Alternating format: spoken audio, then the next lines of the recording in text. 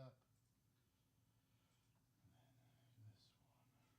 Number 3, it says, no? I always forget. There we go.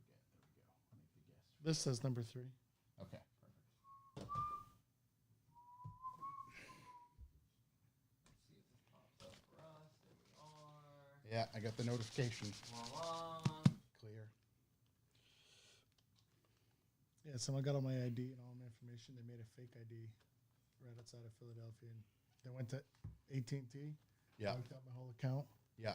Wasn't checking my emails for all the 50,000 emails I got from AT&T. Yeah. Not for fraud of all the shit. But they just got. general, yeah. And they went to one of my banks and tried to take out like $5,000. And the bank called. It's like, hi, Scott Norton. I was like, yeah, this is Scott. They're like, Mr. Norton, this is blah, blah, blah bank. You know, we're wondering about your location or whatever. I was like, I'm home. They're like, you're home at 58? And I was like, yeah. They're like, you want to tell us the rest of the address? And yeah. They go, all right, we're pretty sure we know what's going on, but there's a guy here with a fake ID trying to take money out of your account right Wow. now. Yeah. We got the ID from him. Popo's on the way. Yeah. Or no, I think we confirmed that the guy's like, this is a serious situation. Don't hang up the phone, please. Yeah. This is blah, blah, blah bank. You bank. I was like, I'm not going to hang up the phone. And they Yeah. came back like, all right, we called the cops. Yep. It was the whole thing. Hold that motherfucker. Yeah, because I was getting somebody had something but not everything, because I got like multiple cash card applications and credit card applications in the mail where somebody was trying. Yeah. Similar thing. AC, Doug. There's no AC. Phone call from Texas. Let's screen that baby. There we go. We're talking about him. Yeah. Similar person had a desirable Instagram account name. And in a roundabout way, someone like found a way to make fake copies of like documents to give to T-Mobile to get into like the account to get the Instagram name. It's crazy. Yeah. What's his name over here? Who? Kyle? No, not over here. It was the motorcycle guy, motorcycle podcast. That guy, I forgot his name. Oh, that's who I'm talking about. Yeah. No. Yeah. Josh, can you turn my up a little bit? Yeah. Give me a skosh. A C 1, here. 2. That's good. That's good. Yeah, that's who I was talking about. Yeah. I'll take an extra skosh. Did All the cool guys are doing it. did he 1, 2. Scott, did he tell you about it? I think I just saw him posting. Like they were like, I'm gonna, if you don't like give it to me, I'm gonna like find your family and all this like crazy stuff. Oh, really? Yeah. The do I not want to touch this at all? Because it'll never go back. That one should be that good. one, yeah, you probably okay. My buddy in New Jersey, he got his ID stolen. He got it back eventually. Because Through the gram? everybody was like, yo, we got to source that we got to get this back, blah, blah, blah, blah, blah. So we did.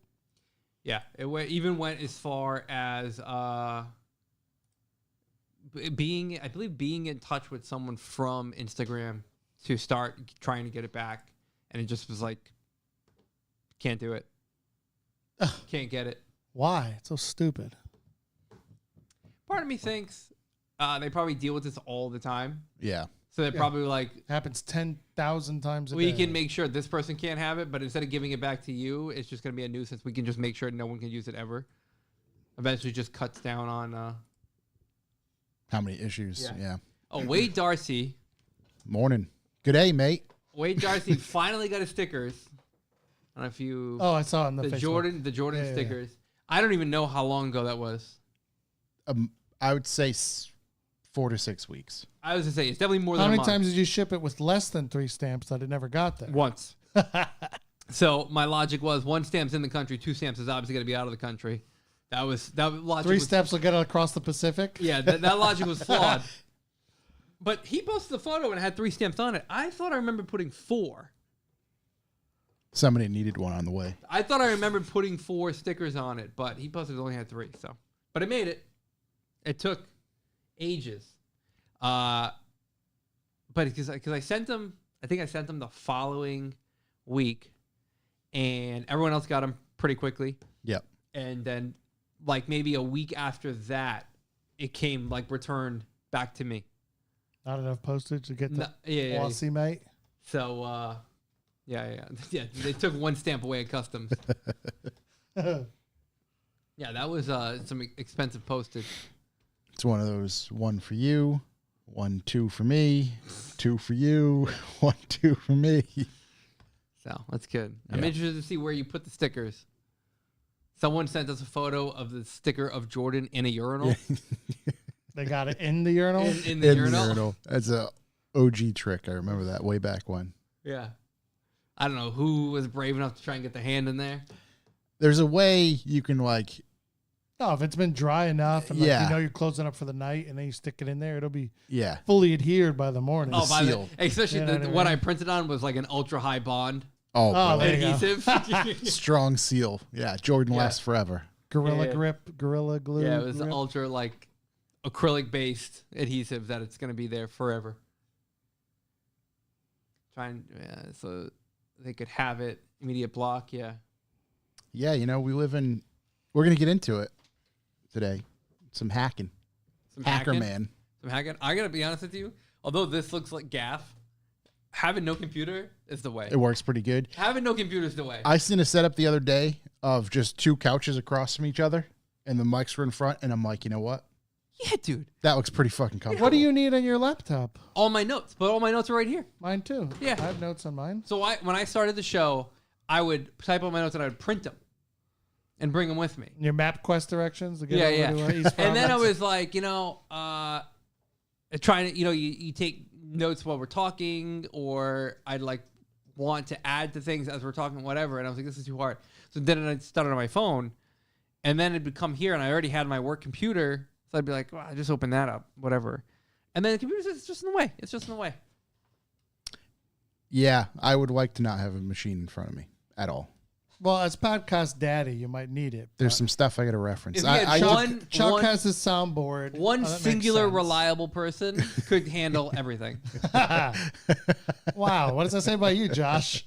No, I don't mean Josh at all. No, Josh wouldn't need the board. If there was somebody in the producer producer segment or producer section, gotcha. Yeah. Matter of fact, yeah, because we got to take that step. Nobody wants to produce. Full. Everybody wants the star. It's because there's so much stuff we could do if it was there on the fly. All my last week's episode, whoever that person was, I could have queued up my spiel about highways, and they could have popped it right up, and I could have not lost my. These are our majors. These are our majors, minors, and north to south, east to west. Our minors, our mediums. Yeah. I watched Wendover Productions, a couple different ones about the interstate. Yeah, I'm a fan. I liked it. I'm a fan of infrastructure. There's I stumbled across another one that instead of like 8 minutes long is like 45 minutes long. Okay. And it's kind of like the equivalent of me watching like a World War II film documentary. I'm like, you know what? That's my speed these days. Did you see though? I think it's Wendover Productions, but most expensive last piece of the interstate or whatever to finish, and it's over the one little section of the Rockies in Denver, I-70. Yeah. And how they had to figure it the F out. I didn't see that one. It's crazy. It's interesting. Yeah. Have you ever heard of the B1M? No. Which is an entire construction infrastructure channel, and I watch it. And the video is only like 12 minutes. Perfect. Yeah. And bite-sized piece. It's important. It's great. It's a British guy narrating it. That accent always helps. Lures you right in. Yep. A lot of stuff about skyscrapers and everything else. But yeah, B1M. B1M. B, the numerical one. M. I'm a fan. Josh, you get those B for B numbers? Yes. Did I close it? No, I didn't. How many Facilis can you fit in the back of that Tesla? Facili Jerry's. Fusilli? Like the pasta? Yeah, Facili pasta. A lot. Do you know Facili Jerry? No, who's that? You don't know? You guys must. Facili Jerry Seinfeld? I was going to say, it's something to do with Seinfeld, right? I can't picture it, though. I think it was Kramer. I've watched Seinfeld. Someone was making figurines out of all different pastas. Okay. And then in the end, Kramer's fighting with George's dad. And he slips and falls, and the Facili Jerry goes right up his rectum. Yep. Was that the Brazier episode? The Man's Ear episode? Probably. I think it's mixed into that. They always link them together, but yeah, every episode is at least 2, if not 3 different things that confluence. Right. Like, did you see the recent stuff where Jerry came out to that? It was the day before they finished the one where George is the fake marine biologist. Yep. It wasn't until they were almost all the way done that night they decided, like, wait a minute, what if? Yep. Yeah. And then I forgot the compliment was to the actor that plays George Costanza. I can't remember his name. Jason Alexander. And that how he knew the whole diatribe. Like with minimal, read it once and ripped it. Just it's crazy. It's fascinating because I think about that. Titleist? Yeah. I think about that often. It's just like, man, being an actor, I can't, like, I'll write something for this and I'll read it and I feel like I make my way pretty good through it. However, reciting something, I mean, I guess they just practice, right? That's what they do for a living. It's just get used to it and just practice. So, yeah. But yeah, some of it, and then to include, you're not just reading something, but you're portraying an emotion or whatever at the same time, and including other people in that. It's just, Jerry's looking at him because he's getting it right, and then Kramer's also like sinking in the booth. Yeah. Turning away God, so because good. like he's it's like, such a good, shoot. It's such a good. There's so many good moments in that show. At a John Fogerty concert tonight with the family. Hope he plays some CCR for you, brother. Carman Cam, have a good night, buddy. Enjoy. Will he play, a bunch of CCR? Creedence Clearwater Revival? Yeah. What about it? He's got to play it. Oh, do you think he's going to play it? Yeah. Maybe. Oh, my gosh. As soon as I hear Creedence, I think of either me, Huey Helicopters, Vietnam, Fortunate Son. Yeah. But my favorite is, and I see it all the time because it's not my favorite movie, but I enjoy it. And it's funny because I'm not like that, but Lebowski, he's in the car. And he's rapping on the roof, rocking out the CCR, and then the joint falls, and he's all on fire. It's the best ever. Yeah, Creedence is my go-to. Yeah, who doesn't love Creedence? My daughter is 7 years old. She loves it. She was singing "Fortunate Son" in the back of the car the other day, this past weekend, and I'm just like, she's like, "Yeah, I love this song." I'm like, all right, here we go. Could be worse. Yeah, my stepfather introduced me to Creedence 1,000 years ago, and I was like, nice. Yeah. Nice. Yeah. God, do you use Spotify? I don't. Oh, okay. I've been thinking, I don't use any music. Oh, I don't have anything. Oh, he's got a playlist for you if you use Spotify. What's the name of it? Well, here's how much of a noob I am or whatever. I'm set my ways. Like I said to somebody, hey, if you have Spotify and then like an Instagram and they post the Spotify thing, can you actually hear the music? Because I don't hear anything. They're like, yeah. Because I guess everyone has Spotify. Yeah. So I don't. So that's when I'm like, you can hear the music. Because I'll be honest, it's a weird way to get new music in your life nowadays.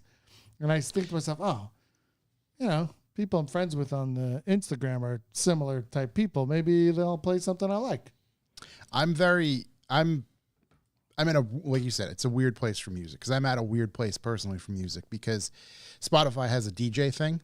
And it'll play songs that are in your playlist, artists you've listened to, et cetera, et cetera. And then it hits with the suggested stuff, things that you're like, oh, you might like does this. The same algorithm. Yep.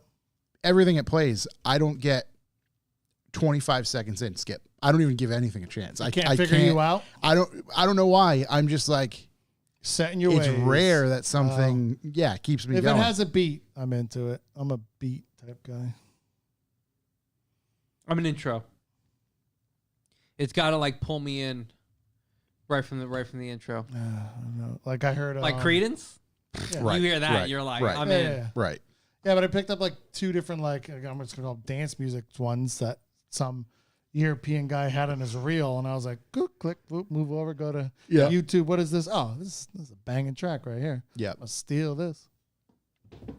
Very few times over the years have I been like, ooh, this is new and I like it. Matter of fact, I've reached out to buddies like my buddy CJ. I'm like, hey, give me some new shit to listen to. And he nails it. That's the gayest shit I've ever fucking heard. No, I'm just kidding.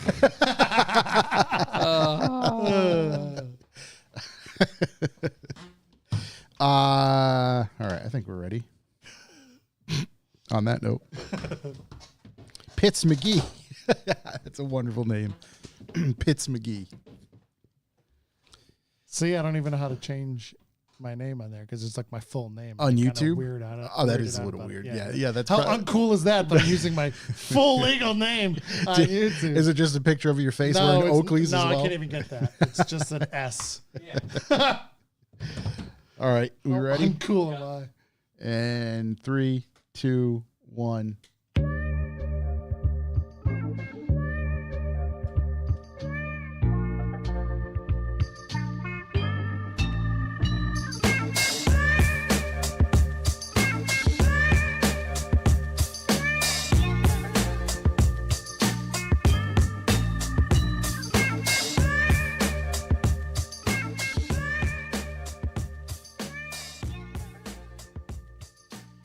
Welcome, ladies and gentlemen. I'm Josh Garcia, and this is the Revival Motoring Podcast. As always, I'm joined by Corey.si. Hello. Chuck, who is still in the motherland. He'll be back, not next week, the week after. Shook's moving. Nobody knows what he's moving. Could be the E36, could be a TV, could be the cats. Could be some drugs. Weight. It could be moving weight. So it's us two and our good friend, Mr. Scott Norton. Scott who is here. Scott who? Scott who? Is Scott the most returning guest of all time? I believe so. That would be awesome. I think you are. I think I can't think of anyone else who's been here more. I just said it right before we started. I was like, why do you guys have to live so far away? Because this would be... Yeah. A regular If I was thing. an hour and 15 away, I'd have my own podcast on the Revival Motoring If Network. you were an hour absolutely 15 would. away? Yeah. How far are you actually? At nighttime, it's 2 hours till home. On the way here is 2.5 plus. Yeah. Exactly. Yeah. That gets to be... That's when I found out the Shook Ding Dong is even just as far from me, maybe not farther. I'm like, Jesus. That's why, And then I find out he's a little bit north of me. He lives a little bit north of me in Connecticut, and we're like together on 95 driving back from here. And I'm like, dude, you're wilding out there. Like, oh my God, that's a lot of Shook's driving. One thing we And I should can have drive. him... I love driving. We sometimes he gets into it, and we find out more and more and more as it just comes up naturally of what he does on his drive home. Like, we loaded him up last week. We helped him load his E36 on the trailer. Yeah. And he was going home, and there was one of the ratchet straps, instead of having the proper hook end that you could hook into a D-ring, it was hooked, but it was like go in flat, a rail of a truck. like a slot. Yeah, Yeah, right, for exactly. quick tracks exactly. Yeah, I know what it is. Yeah. So it had that, and we managed to figure it out and got it on there pretty tight. And I'm just like, I don't love this. Check it, when you stop. If you stop somewhere, Check he's like, he's gonna stand on it the whole way home. He's like, oh yeah, I always stop at what is 93 Pilot 93, and he's like that. He's talking about all the food he gets on the way home. He gets like Sbarro or the pastrami or whatever the hell it is. There is a weird. So I guess I don't stay up that late or whatever. But there is an energy that when I'm driving home, like we just went out to eat beforehand. Yeah. Fabulous dinner. Didn't overeat, but I didn't undereat either. Yeah. I'm gonna be driving home later. I'm gonna be like, I need to get something to eat, and it's so weird. There's a Dude, rejuvenation I guess like or false. Yeah, I don't know. False sense of nourishment. Like required. the last time I was here, I had a lot going on, and I almost felt like that was a bad performance, Scott. You were not on your game. You were like, whatever. But like, I mean, tonight we need a Jordan game. Yeah. Flu game. The flu game. That's Food it. poisoning game. Yeah. It's the gambling game. Yes. Yeah, it's. What do you mean gambling? He didn't have the flu. He had food poisoning. No. You don't believe him? No. He was out. He got kicked out of the league for a year for gambling. He was out getting drunk gambling. Oh yeah. He was hungover. Oh, That's what the flu game. Yeah. Yeah. And I took that personally. yeah. That's it. I took that. The best thing about The Last Dance is people who don't know anything about sports, aka my brother's like, oh my God, this is so good. This is the wildest thing I've ever seen. I mean, my wife's into sports, basketball, but she'd never really have a reason other than knowing who Michael Jordan is. She was fascinated by it. Watched the whole thing. Same. Yeah. I think my brother's watched it twice. My brother in the last 6 months has now just discovered a thing called Inside the NBA with one Charles Barkley. Oh my He God. had no idea. Yo, he didn't know? He had no idea. So I would just send him stuff, but then by like the fifth one I sent him, he scoured the internet and he watched all the best. He's like, Those two guys this is are the craziest out of thing ever. pocket. Come on, man. Why don't you buy your woman a watch? As I don't know.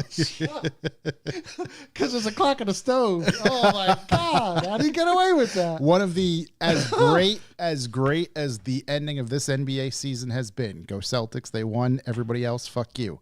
As great as that is, the saddest I've been due to basketball was hearing Charles Barkley just recently say This upcoming season is his last season on television. It's because Turner is losing the NBA. Yeah, TNT's Ernie going Johnson away. There's is a whole still under contract for TNT, and he's going to do whatever. Like, yeah, he's Mr. TNT. Yep. So that's why, whatever. But Charles Barkley is one of those. I disliked him when he was on the opposing team, of course, but yes, as a broadcaster, one of the best. He's so fucking good. He's the most so honest good. I'm a huge. The combination of him and Shaq. Yeah, it's all of it. We're already going off on a tangent. I absolutely love it. I'm obsessed with sports radio. Dan Patrick show. I'm completely obsessed. Completely obsessed. Okay. Never Did you ever listen to? No, I don't listen to Dan Patrick. But okay, Dan Patrick literally is like Charles Barkley is the most valuable media person. Yep. In sports, in any sport, no matter what. Do you did you ever listen to the Yes Network? Do you remember the Julius baseball guy? Yeah. The guy who falls asleep on the air all the time. He's retired now.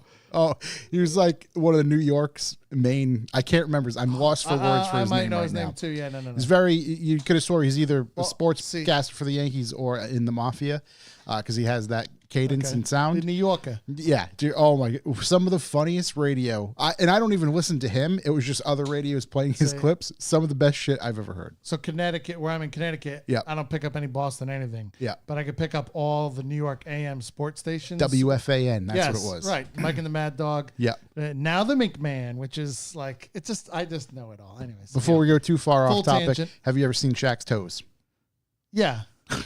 I have. Have you ever seen him, Corey? Yeah, okay, yeah. I'm proud to say it was my birthday a couple weeks ago, and guess what I got for my birthday? Went out and got petties. You went and got All petties? you guys my should have a God. date night with your girls and go out for petties. How was you it? Get it's the Fabulous. fabulous. I got the better one. It was like 90 something bucks, and I got my whole feet done and scrubbed down. At the end? No. But you do go into like a dark room, and there's plenty of people in the room, and you lay on a thing, and like they massage your feet and like your calves and pretty much ankles and stuff, and then when you're done with that, you get a little chair back massage. It's amazing. So Don't be a dude. Here's the best part. I take a shower and I scrub before I go there. Yeah. And like I put on fresh socks, and I'm like, I am not taking a shower for minimally 36 something hours. I'm gonna try and go 2 days because your feet and legs feel so good. just so like they're coated in lotions and stuff. It's the best. I let my daughter paint my toenails. I get clear. So I currently have pink, red, and black, I think. Girl toenails. dad. Yeah. Hashtag girl dad. Yeah. So that's a forever. great idea. Taking the girls for Date night. Betty and partaking would. They got the massage chairs. You're getting it done. My wife is looking over because I get the thing set like mock Jesus, and I'm getting fucking beat up over here, and I got to lay back, and she's like, "What setting do you have?" And I go, "The most." That's what setting. Yeah, you had it on Neo from the Yes. Matrix, the fucking bouncing around in the chair. Sorry. That's funny.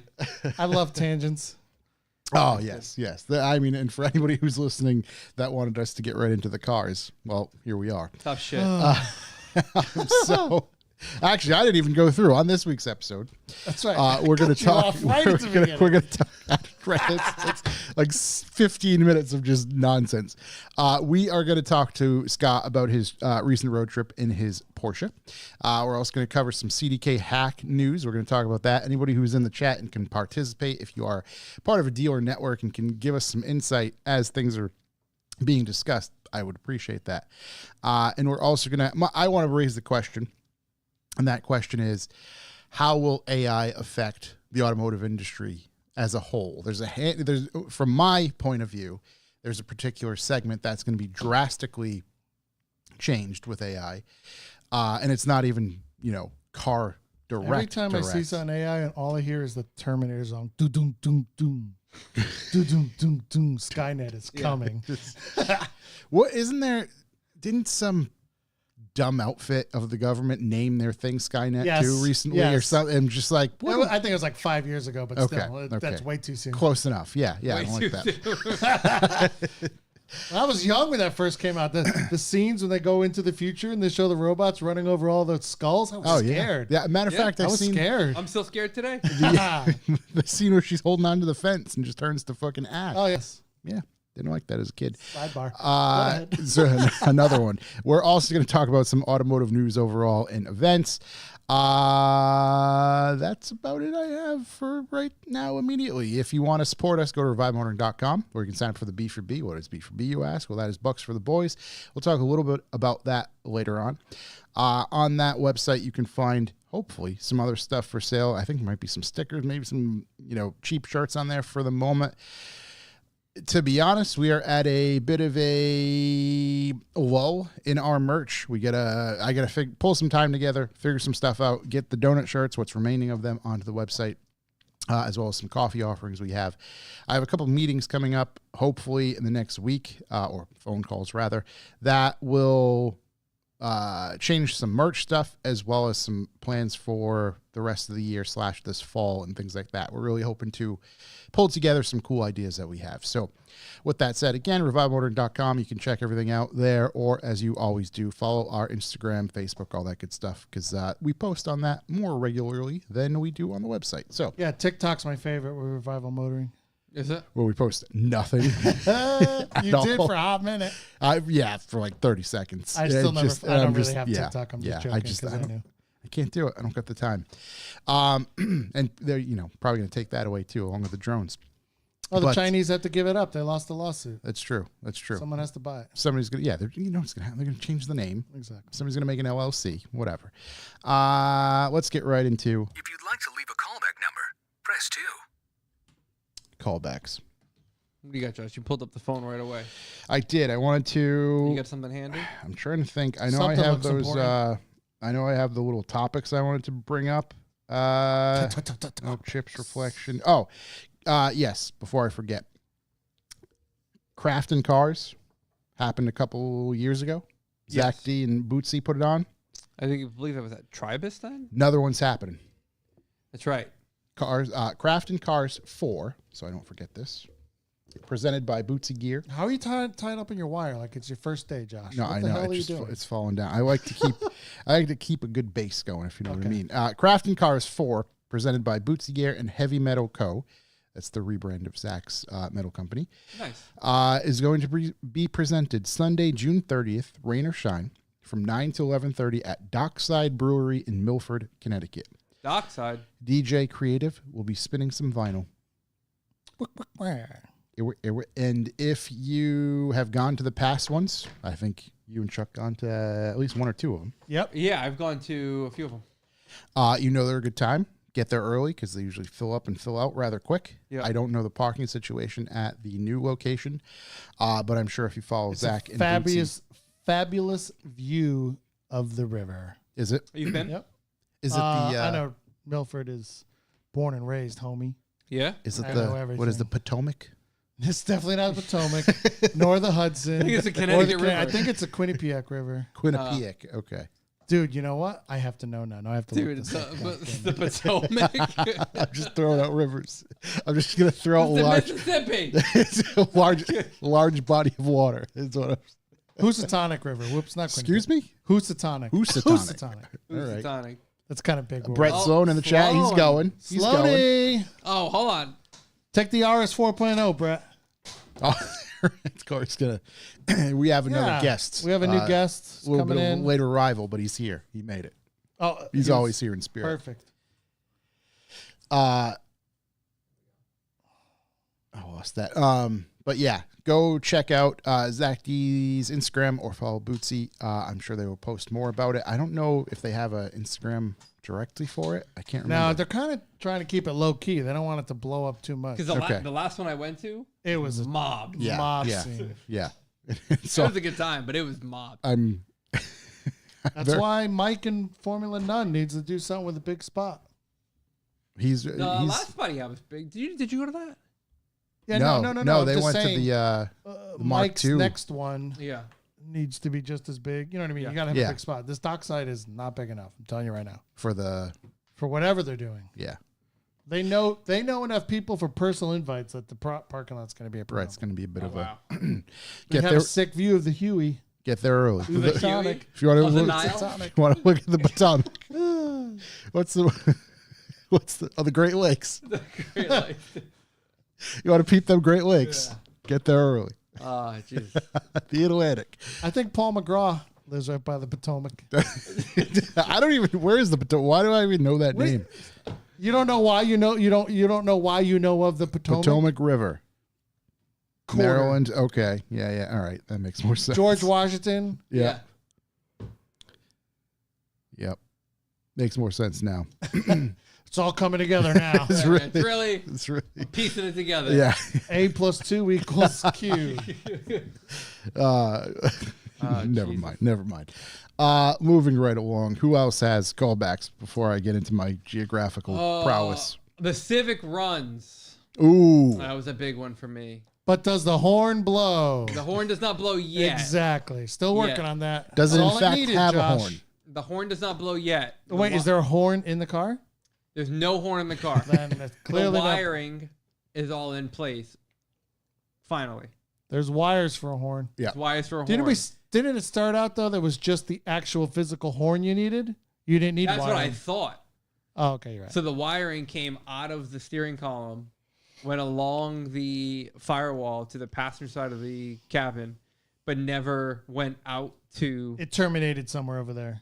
It just didn't. It just was a cut end, whatever. So whoever worked on the car before was like, "Nah, horn wires, cut them, Don't need them. cut them." So I have now sent the wires outside to where they need to be, and we'll go from there. We'll have it go. Meep, meep. But it actually starts. It runs. There's no lights. There's no issues. There's no quirks. It fired. I should say it didn't fire right up. There was some confusion about the instructions. I should have showed you the instructions before the show. I showed Josh. Yeah, I showed Josh. There was some confusion of how the instructions are meant to be read out. That held me back from actually getting my fuel pump to when you turn the key on to an accessory to get the fuel pump to fire. Okay. Fuel pump relay. Once we were able Clicking, to not figure clicking? that, once we were able to figure that out, maybe fired right up. It was good. Yeah, it was definitely confusing to try and read through these instructions. Yeah, it's almost like it wants to be a schematic, but it doesn't tell you it wants to be a schematic. And instead of using logic to read it, you're kind of like, oh, okay, I don't need to use logic to read it. Then it makes sense. Yeah. Huh. It made me feel better when Kyle from next door, because I was so frustrated at that point because I'd done so much, like figuring it out and like wiring everything, and it's so frustrating sometimes because you're colorblind and I'm trying to like figure out what these Oh, the wires colorblind. I completely forgot. Oh my you God. try to figure out what these wires are, and you're like, all right, I'm gonna start with the ones I can guarantee you get those, and all right, let me look at the ones I might know, figure those out. And then you're at the end, you're like 3 or 4 wires, you're like, you figure it out.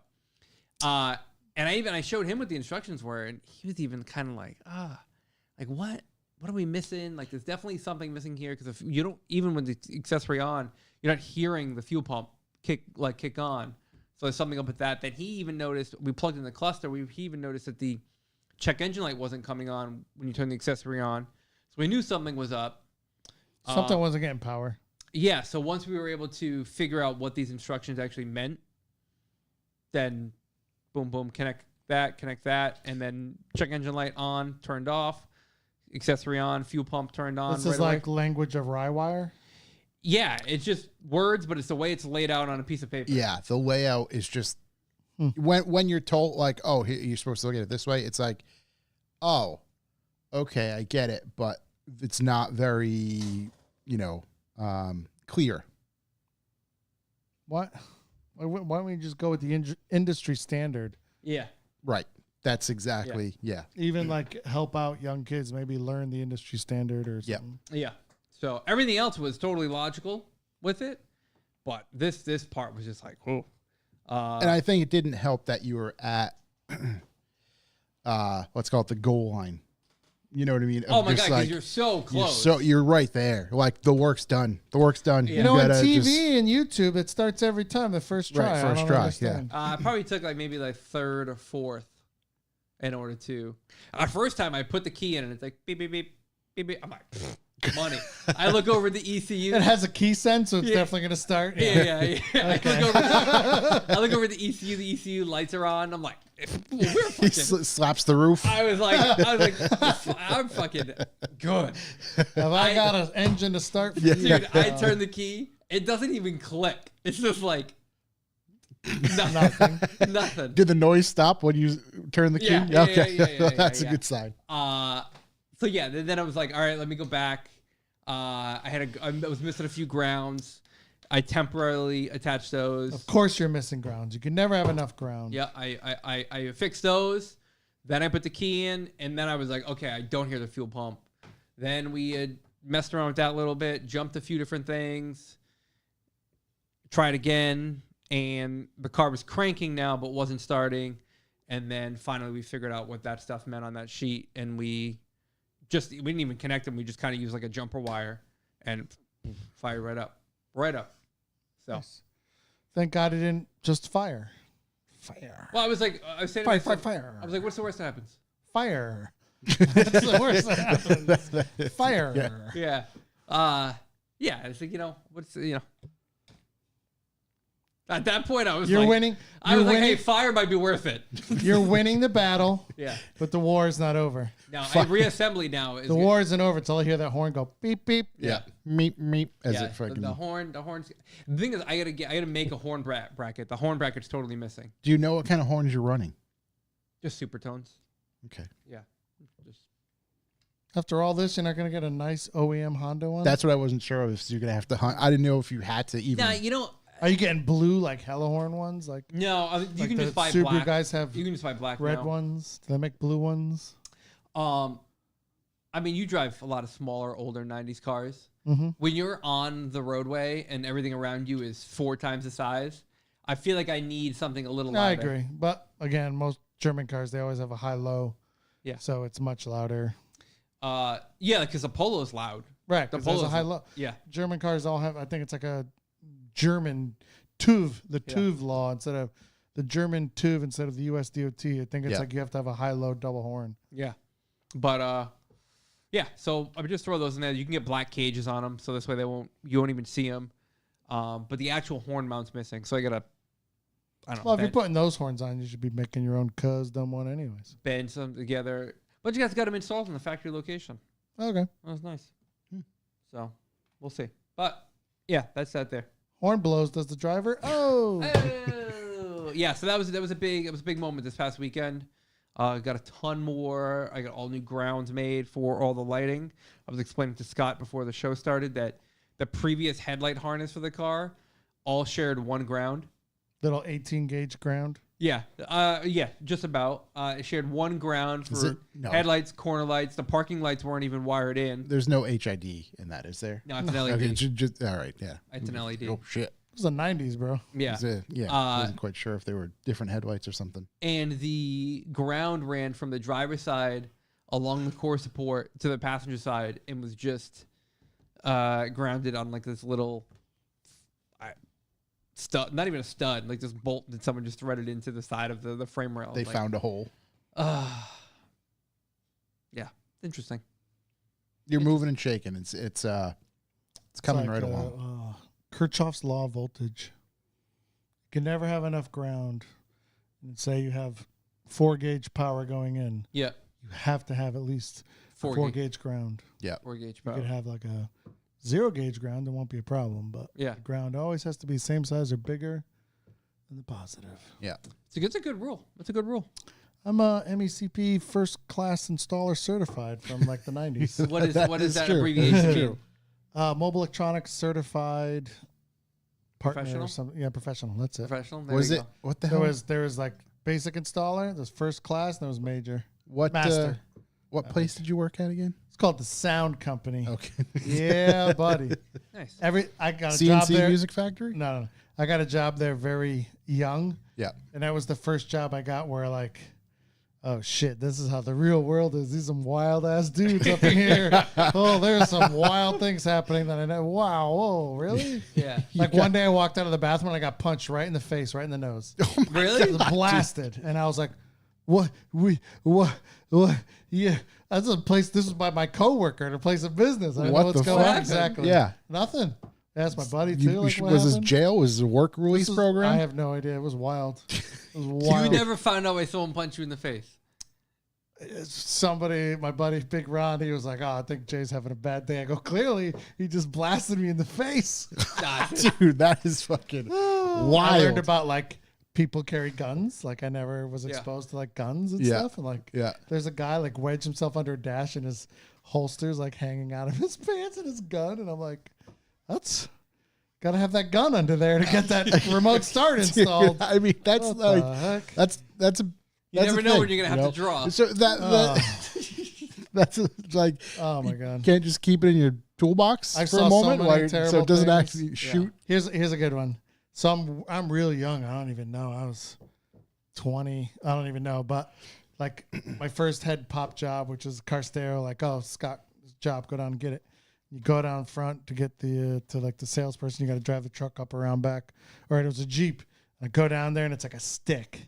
I know how to drive stick. I understand, but I never owned a stick. And like, you know, each stick was different, especially here we are in the mid 90s. And I go back up I go to my boss, like, Bob, it's a stick. Like, I don't know if you're well comfortable. Like, customer can just see out the glass. Like, come on, buddy, let's go. So I'm thinking he's going to drive it up for me. And we get over there. He's getting the patch. I go, what are you doing? He goes, you're going to learn to drive stick today, buddy. And here we go. And we were off. And I bucked that Jeep all the way up the hill to the install bay in the back. Really giving the customer the faith. Customer probably watching. Yeah. I got stories for. I mean, being punched in the face, just exiting the bathroom is I learned about again, I learned a lot about race. We're a very diverse crew, and you know, I worked at McDonald's for like so many years beforehand. This was like my first not McDonald's job, and I learned about like there's no racism in the workplace, but there's definitely race and race jokes, and oh my god, and it was just wild. Just one of those places. Yes. Yeah. Oh my gosh. I think it was like a 2 horsepower table saw, and be like, watch this. If you jam the board in it just right, it'll shoot right through the drywall.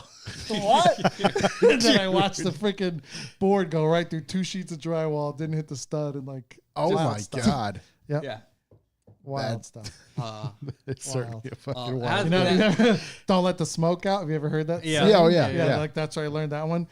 We would get radio. Oh man, I could go on forever. We would get radios, and like the customer's insisting that they was having this problem. We can't get this problem, and the salesperson's like, "Oh, we got to swap them. We got to swap them. We got to figure it out."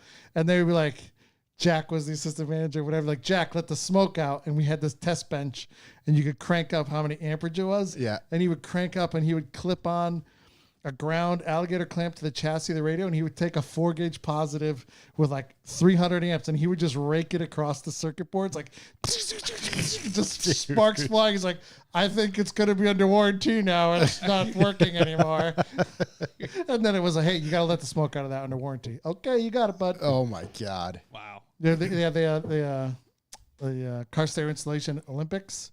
There was a speaker javelin when you're going to screw in a speaker, and the screwdriver slips and it javelins through. We had right through the cone. Yes, or the surround. Like there were so many ones. There was the 1/0 Ninja. So there's a pretty big shop, and you'd have a 16-inch piece of 0 gauge. And as you're walking, someone would just yell Ninja, and they would skip it along the floor at you, and it would smash you in the shin. You had to jump out of the way, but it was the 1/0 Ninja. Right. You'd try and get people because it would F you up when you got whipped with it. Piece of 1/0 flying across the floor. What a time to be alive. There's so much more. Oh Even my this is God. nothing. Oh, like the show that this could produce would be amazing. Yeah, the Shane Gillis tire show. Right, Whatever, it's just- nothing. Nothing Yeah. compared to the sound company where I mean, can you guys believe one had business after a while?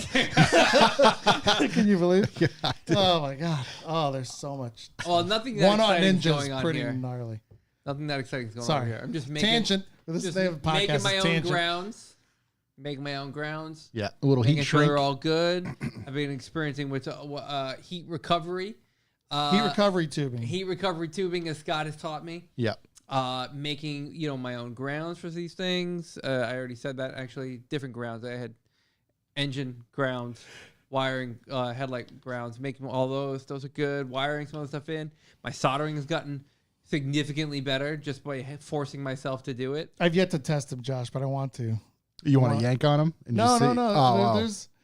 I would like to say, like, here's 2 pieces of wire. Yep. Here's your soldering iron and your solder. Let me see you make Do this it. joint. Right, like a welding test to get a job. Pretty much. Yeah, Exactly. yeah. I watched a bunch of YouTube videos. I'm a certified pro now. Yep. Soldering. Yeah. I watched a YouTube video about a guy flying an airplane, so I feel pretty confident Right? myself. Oh, Yeah, see?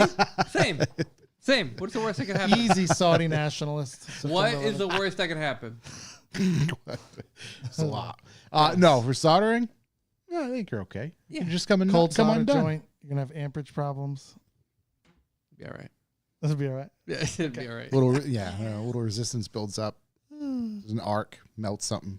Yeah. But I think you're If you know if what you get you're that cold solder joint hot enough and it's shorting out, it might turn into a proper solder joint. It might just melt itself back. It'll get the solder will re-liquefy and properly Are do you its job. are you a fan of these butt connectors with the solder in it?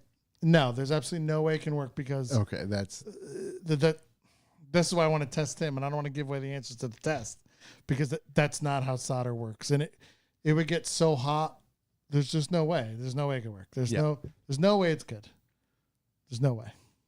I guarantee it's some low temperature melt solder because there's no real solder doesn't work like that. right.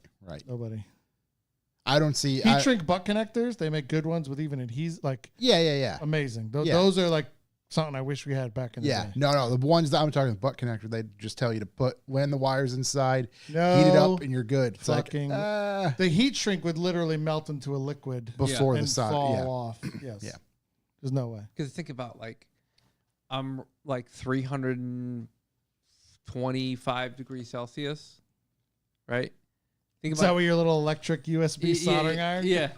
So think about if you were to melt a piece of apply that to plastic, it would just It's gonna burn right through. Yeah, it would just turn into liquid. it's gonna burn off literally. Anyway, I've been having a great time over here. Paul McGraw, do you live near the Potomac?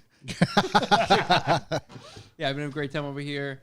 I was happy to hear it run. I was elated.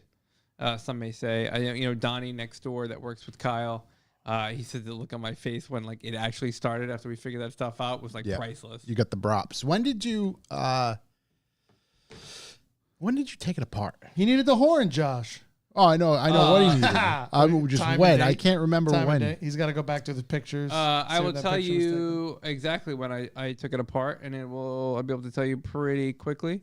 So let's see. It was after the year. It was February of this year. Oh, okay. So it was all right. February of this year. So about 4 months ago. In this calendar year. Not Yep. bad. Not bad at all. Yeah, it was February of this year. Yeah, because you acquired the harness and stuff before, right?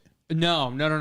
I'd actually taken apart because I wanted to see if it was as bad as I had thought it was, and then once I actually got under there, I was like, yeah, okay, I see what I need to see. It's just not gonna work for me. Yep. So, that's it. Because I drove it. Yeah, I drove it in November. I actually drove it in December as well, which is crazy. And Global warming, heat dome. Yeah, January, I've got no photos of it, and February I took it apart. Yep. Makes That's sense. Yeah. Yeah, it was good. Uh, Actually, I bought the harness. I'll tell you exactly when I bought it. I bought it on From February 12th, 2024. right. From Timu? Timu. Okay, swap harness from Timu. Oh my Yep, god. February 12th, 2024, and I actually, dude, it's crazy. I didn't waste much time. We took it apart on February 10th. I ordered the harness on February 12th. Right. 48 hours of just. Yeah. I was really pondering it. Yeah. But yeah, it felt very, very, very good. Yeah. It's a good. You're at a good point. Now you just got to Everybody punch it in. Corey is very thorough. He has a proper project table out there. I don't know who out there in the world knows about project tables, but it's proper. He has all the proper stuff. I'm liking it. I don't like his soldering iron and solder, but otherwise things are looking extremely proper out there, Mr. Corey. I was using extremely proper. I was using a $10 soldering iron before this, and I was soldering some other stuff, and then the handle got as hot So I was That like, means it's a good one. I was like, I gotta get rid of this thing. Like the plastic started to get like a little Really? soft. I was like, oh. Well, you know how it gets hot, right? It's just a short circuit. Yeah. Like it's a controlled short circuit. Yeah. So I was like, I gotta part ways with this thing. So I did, and I talked to a friend of mine who does a lot of like small electronic soldering for like circuit boards and everything like that. He was a big fan of the one I showed you. He uses it a lot. So If you're trying to solder like 16 gauge wire, that thing is not big enough. I'm pretty sure. it is not, definitely not. You're all 22, 18 at the best. Yeah, everything's 18 to 20. That's everything I've done. Yep. Anything bigger than that is above my pay grade. Okay. I gotta call in reinforcement. You're not wrong. Like it takes different whatever to make it work. You're a big fan of the project table. Are you a big fan of what they refer to as knolling? Knolling? Yeah, KNOLLING. Maybe I am, but I don't know that it's called that. Setting out all the whatever you're going to work on. Hypothetically, say you're going to build a Lego. Right? No, Like those sons of bitches are just trying to get the clicks. Oh, I'm going to lay out all the parts I bought. I ain't got time for that. I'm throwing parts at cars. There was an Instagram page called Things Organized Neatly, and all it was aerial photos of things laid out neatly. So it'd be like an entire engine laid out. Yes, I didn't know it was called that. Sorry Yeah. But I believe that's how it's pronounced. But because Adam Savage from MythBusters, he was the one who used to say it all the time, and he does that, like sets up before a project. So it's called mise en place. What is it? Mise en place. Mise en place. That's what in the cookie world it's called mise en place. Okay. Cooking world. They said cookie world. I'm like, whoa, there's a cookie world? I want to be in the cookie world. Hey, you is it a cooking sheet or is it a cookie sheet? I know it's a cookie sheet. Cookie sheet. What? A cookie sheet. Cookie. No, it's a cooking sheet. Not in my I call lifetime. them No, I know, sheets, but this is the joke. Like, Right. The Tomato, cookie sheet tomato. to me. Speaking, okay, so I'm a fan of that. The layout. Sheet pan. Yep. What is it? Sheet pan. Sheet pan. Sheet pan? Yeah. Like, because you can gotta say take a sheet pan pizza Oh, okay. or sheet pizza. I would just use a cookie sheet to make my pizza. Yes. Okay. Anyways. Tomato. So I'm a fan of that. I don't like take the. Yes, I do that for sure. Definitely, if I'm like 6 feet from my toolbox, I should probably need all these tools. Yeah. Gonna lay them out here. Anyways, but here's another thing that people like. Do you remember when you were in school, grade school, maybe middle school, and you had art class, and art class is over at say 10 a.m. What happened at 9:55? It was cleanup time. Yes. You have to clean everything up. That's why these people who live and they just work in these filth piles, never put anything away. No. Every time you're done working, you got 5 minutes before you go in, you got cleanup time. Yeah. And you wipe down the tools and you put them away. You would then line up the items maybe you haven't installed yet or everything, just like you have it outside on your project table. Like, that is how it goes. And like so many people who just like, next project, I'm going to work from this shit pile of tools on the floor. Yeah. Oh, my blood pressure just starts. I get here at 9:30 this morning. Josh, what time did you get here? Today, Yeah. 2:30. Okay, so I was still working. I left here at about 3:45, 4 o'clock to go home, change up, whatever. What did I do before I left? Cleaned up. Cleaned everything up. 10 minutes before I left. I'm telling you all my right tools now. went away. They go back into their spot. They go back into their drawers. I clean everything up. I can tell by your project table, what's on your project table, your project, how things are even in the car of the project. Like, we could work together. Yeah. We could. Right. Just not. We could do this Call me together. up to the big leagues. Not in Let's go. shambles. You're in the big leagues as soon as you want to be. You want to be in the big leagues, you're in the big leagues. Because I don't know, it's a state of mind. It's not an actual ranking. Oh, you got a rally. He can just go over there and start poking at. Yeah. Buddy, I've had the state of mind since I was like. Or the Mark That's IV. proper though. 16. Like, dude, you know how many people like work from like a shit pile of tools on the ground? can't Oh do my it. god! Check out my Snap-on toolbox, but I keep everything just in a pile on the ground over there. What the I paid hell is wrong with you? I paid $14,000. Yeah, I got a mortgage on this toolbox, but I work from yeah. a pile on the ground. Yeah. Yeah, it's crazy to me. No, I have to. Even if I, like, for example, I know I'll be back here tomorrow, like after work, to continue on what I was working on when I stopped. I can't leave it. Yeah, like, okay, It freaks me out. Paul McGraw says, what if your project never ends? Ask for a friend. You have to clean up each time because your project's never going to end. You might have a side project. You might have to work in your daily. You might have to fix the sink. Yeah. You're going to have the tools put away, ready to go and get them. The water's flowing all over your kitchen. I Yeah. got to go get these tools. Yeah. You don't want to have important. to find the I got to adjustable dig wrench. through my pile of tools on the floor. Where did I leave that ratchet from when I was adjusting those blinker fluid jugs on my car? Anyways. Wade Darcy, I left my dad's 15 millimeter 15 millimeter? What are you using that spanner on? out once when I was 11 fixing a tube on my bike. I've never seen the inside of his toolbox 16 years later. Yeah. It's just, it's always, there's a place for it.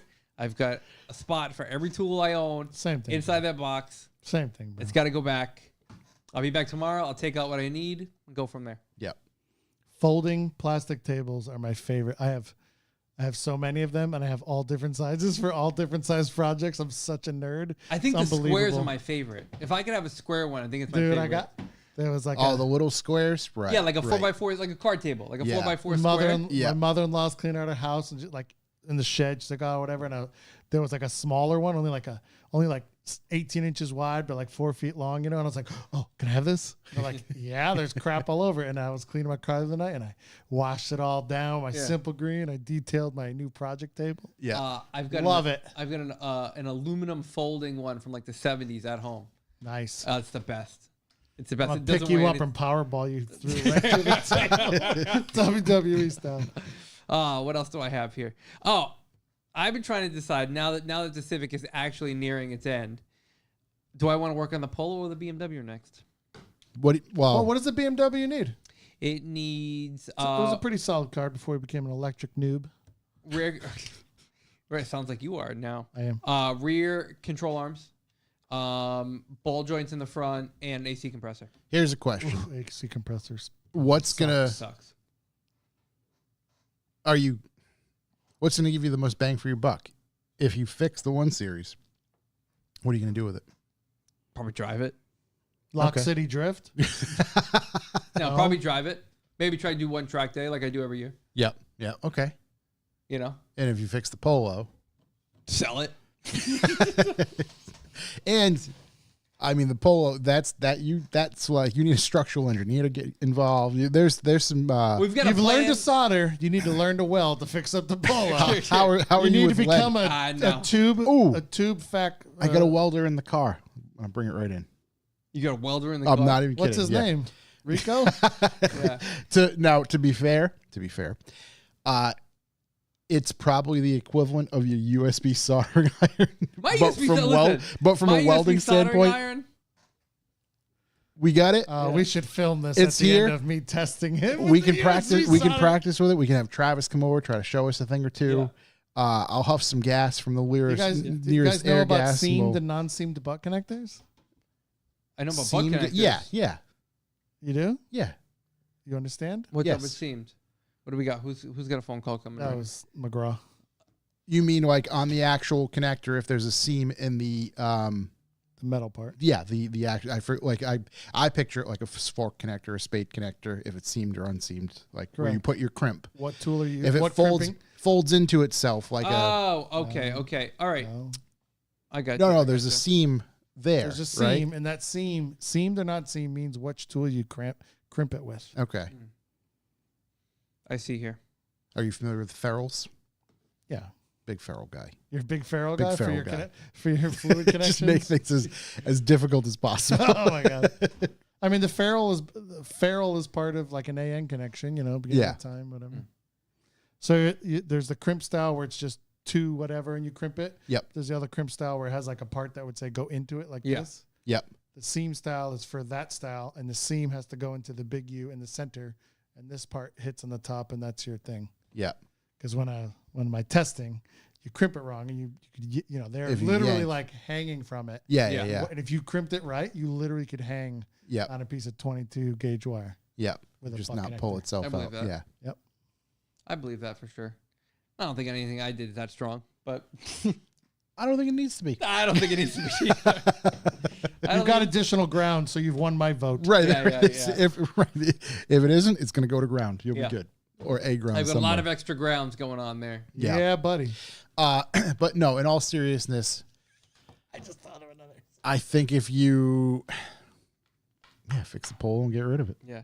I like the open barrel. I like the closed barrel for like I was telling you about like the Deutsch connectors. Mm-hmm. like I bought a kit with a bunch of different number connectors, 2 to 12. Yeah. And they came with the open style connector to put the wire in and crimp it. Oh, yeah. But I was like, it just they wouldn't like click in or lock in correctly. So I did some learning. I did some reading. I did some watching. I got a closed barrel. Pfft, dude. I am Mr. Deutsch connector. I'm Mr. Deutsch. Yeah, I am Mr. Deutsch connector. Deutsch himself. I am itching to just make something. I've told this story so many times and hope whatever, but we're working late night at the car stereo shop after hours. And my buddy has like a Nissan hardbody. Mini trucks were kind of big at the time. Yeah. And it's funny because it wasn't what it is, what it was, but it kind of was like we were shaving the bay, like getting all the wires off because of the suspension and there's no wheel. So, and we had relocated the battery and Corey was talking about doing a new alternator wire, basically the wire from the alternator starter.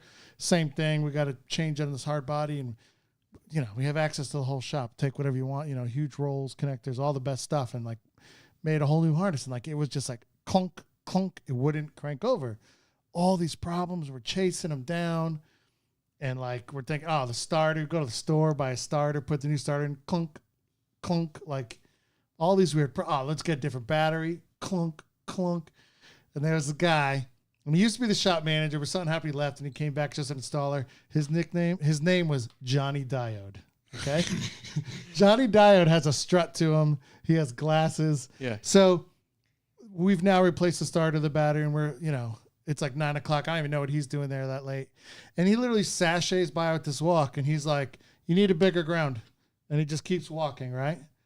I look at Ronnie. Ronnie looks at me, and he's like, what the, whatever. And I was like, dude, just go cut a piece of wire. Yeah. And literally, like, Ronnie held the ground wire just to the extra spots under the hood. Boom, starts right up perfectly. And I was like, are you serious? This dude just walked by. He's like, needs a better ground or whatever. Didn't even, like, look in. Kind of just walked by and looked over. Glanced. Just by and I was like, Johnny Diode strikes again. Jesus Christ. But anyways. Yeah. Upgrade your alternator wire, people, too. That's good. It's an easy one. It's quite a thing when somebody gets to that skill level. Well, during the car any stereo competition days that I was into a long time ago, like that's almost how I got into cars. But like in the rule book, it was like if you upgraded the alternator wire, people wouldn't even know. They didn't understand what alternator wire was. And then like I saw like this championship winning car, and I was like, yo, he's got like freaking 0 gauge. He's got the alternator 4-aught welding cable back to the freaking battery or whatever. It's like that's the alternator wire, because it was just literally like upgraded alternator wire 5 points or whatever. Like no one had it, but it was an easy 5 points. And I remember I rolled up that next week in the competition. I was like, I'll take my 5 points, motherfucker. Sorry. Tangents. Take that approach at dust off. Yeah. No, now I don't care. That was when I was young, and I guess maybe I wanted trophies, but not anymore. Yeah. No. Nobody needs that. Yeah. But yeah, I gotta make a decision on that, because this way, when this car can get out and get to my house, I can move one over to my working area. Ideally, I should probably your working area here. My working area here. Your bay. You got a bay at Revivaling HQ. Yes. Yeah. I think logically, to work on the BMW wouldn't be this big long project. It would just be buying the parts from FCP and putting them. I was just gonna say you could. You bang don't got it any out. press any bushings out or anything. You just replace. No, they all come preloaded. Yeah, you could literally just. It's a weekend job, bro. Yeah, they all come preloaded. Slow and as organized as you possibly go. It's still a weekend job. The AC compressor would be a bitch. All right, to get that's out. true. Yeah, yes, but I meant the suspension item. But also, like, I think I'm gonna take it out and send it out to get rebuilt, because the compressor. Really? Even factory one is like $800. Oh. And then even like aftermarket ones are still $4 and change-ish. So like, could you find one at a junkyard? Yeah, but I don't know the condition of it. Right. So like, and if it's been open to the elements, if it's going to be pulled. So if I have one that I know is a factory one, I can just have it refurbished. It's a factory what makes part. you say that the compressor's bad? Who's diagged that for you? Me. Okay. So when I turn the AC off, the clutch doesn't release. And you can't replace just the clutch? No. It's like a sealed piece. Or at least, maybe I can't because of whatever tooling or whatever. Mm-hmm. But like, cars is it draining the battery? The clutch staying engaged? No. No, okay. It would, like, so it's not electronically activated, the clutch, but it's just sticking. Yeah. Have you like taken it apart to clean it? I've simple greened the shit out of it. Yeah, Cleaned it you up. could get some like a brush in there. Or something. But yeah, I mean, at that point, it's like I bet you it's from like corrosion because you just don't drive that often or that many miles, and I bet you that's probably one of the reasons. Yeah, I don't know. I mean, maybe. I mean, I use it. I don't know. I use it before I got the Tesla. I use it every day. Yeah. Every day, 7 days a week. So I mean, it drove a decent amount. I'm not like it wouldn't be like the AC's always running because obviously most months out of the year it doesn't need it. And it's always been perfect until I was like, oh shit, it's getting warm. I went to turn the AC on one day. I was just blowing out like hot air. I'm like, oh, this isn't good. So then that's because the clutch wasn't turning on or wasn't engaging. Yeah. So it was not engaging. So there's like the centerpiece and there's 3 bolts, kind of like in a triangle shape. And when the AC is off, the pulley's spinning, but those bolts don't move because it's the center of it is released, right? Okay, yeah. Yeah, and then when you turn the AC on, those bolts and the pulley are spinning. So AC on or off, those bolts and those pulleys are spinning. Yeah, but if it was spinning, the AC should work. It could be something else. That's all I'm saying. Yeah. Sorry. I hate to see you spend $400 or $800 bitch ass of a job and be like, this is the same thing it was doing. Still, yeah. Could you potentially, if I'm understanding this correctly, pop the belt off and try to free spin it? Like, okay, can you feel like, yep, it's all moving together, and then hit it with some, It's electromechanical, so there's a positive and ground. Like you could jump and like disconnect the battery and just I don't have a power probe like dunk dunk dunk dunk and see the thing dunk dunk dunk dunk. Yep, see if it'll work. There's so many little high switch, low switch, current draw for that clutch, depending on, I don't know how BMW does it, but. Yeah. I think no matter what, like getting that out would probably be the best bet in order to be able to test it and even see what's going on. I must say you should have tested 15 ways to Sundays first. Do you want to know where it is in the car? A pain in the ass spot, probably. Yeah. Just to get to it to test it, you're like 3 bolts away from taking it out. Okay. What else do you have to remove to take it out? Everything above it. Okay. There's literally there's everything.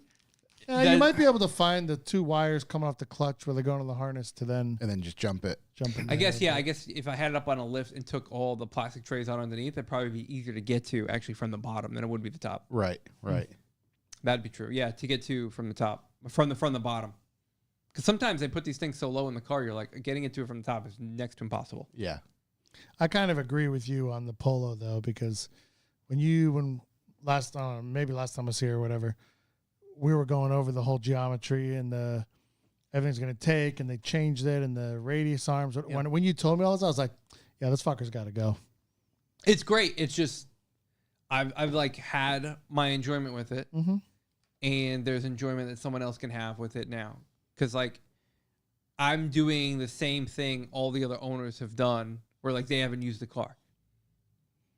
So yeah, I figured I have other stuff that I can enjoy now. Also, no one wants to balance 4 cars. What a fucking nightmare. Let me tell you about 8, homie. Yeah, so that's what I got going on in my garage over here. Oh, and then you drove the Tesla. I did. What'd you think? It's cool. Never been in an electric car before. Thank you very much. You've never been in an electric car before? Nope. I've never been inside a Tesla or anything. I dig it. It's very late 90s mini trucking. Everything flush, smooth, nothing. Yeah. Except for a giant tablet in the middle of the dash. Yeah. A literal TV. Literal. I mean, did you have to get rid of the signal stock? Like, put it in the steering wheel? But imagine if just that was there and everything else was gone. That's how it is on just a previous generation. Is it? Yes. Yeah, previous year just has the stock for that. How have you found turning and hitting the blinker? Never happened. Okay. The hardest. What do you mean turning and hitting the blinker? Like your hand, like hitting one of the switches, or like having if on you're the going to steering make a wheel? turn, or oh, okay. So you're saying if my wheel is already turned, you know, and you a wanna half hit your- or a quarter turn or whatever, yeah. So you're awkwardly, I can't hit the button. yeah. I don't know. At first, I think I told you. At first, it was a little confusing. Josh. He still owns a BMW. He gives a fuck about the turn signals. I'm a turn signal guy. I'm a turn signal guy. That's so funny that we're talking about this. So I got the E92 M3, my first BMW I've ever owned in my life. And I don't know, when I took it off the trailer, it wasn't shifting, and I was bugging out about that, so I don't think I was using any signals. But then the first time, like, I went out with it, I literally thought the turn signal was broke because of that stupid, you just tap it up or tap it down. There's no lock up or lock down. Yeah. And I thought it was broken, and then I was like, is this like why everybody says nobody uses turn signal BMW? Because of this horrific decision we're going to reinvent this blinker on this 2008 BMW. And I was like, this is terrible. Leave it to BMW to do that. Exactly. Is your one like that? Not one M1, but yeah. So I can. The 135 is the 128. 128. Okay. Yeah. E82 is like the right. But if you code, can you lock this thing up or no? It only can your turn signal go up? No, it doesn't. It doesn't lock. Right. Yeah. You just put it down, but it always goes back to the center. Correct. Yeah, and then the wheel will turn the actual yes. Does its directional job. Does its job. But that, and then you can do like the not full click, and that'll just make it blink. I think mine set it 5 times. You could do that in like the 90s Volkswagens. You could take like a Passat, like turn signal. No, Mark IV and up, you can take some other Passat one and then wire it in. Or even Mark IV, there was a way to do it in VATCOM. No. My buddy Aaron did it. Really? Mm-hmm. I think, didn't you need a relay? To do the 3. I thought you needed a relay. He could have added a component and then did it. Oh, no. You have to add a component and then yes. Yeah, okay, maybe that's what it was. Because Humble Mechanic did it. Yeah. Okay. I really like that. The just to click it, and like if you're driving on the highway, I'm going to change lanes. So you just tap it. I like. How does the Tesla one work? Same way. It knows you changed lanes. That's right. It just knows everything. It sees that you've gone over the line. It knows. Yeah. So it'll just. I mean, it recognized the dog today. Barely. Not enough, in my opinion. Yep. The dog was walking across the front.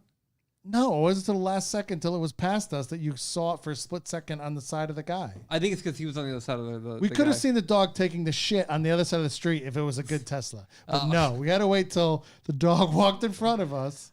That's crazy. Yeah, I mean, overall, you drove it.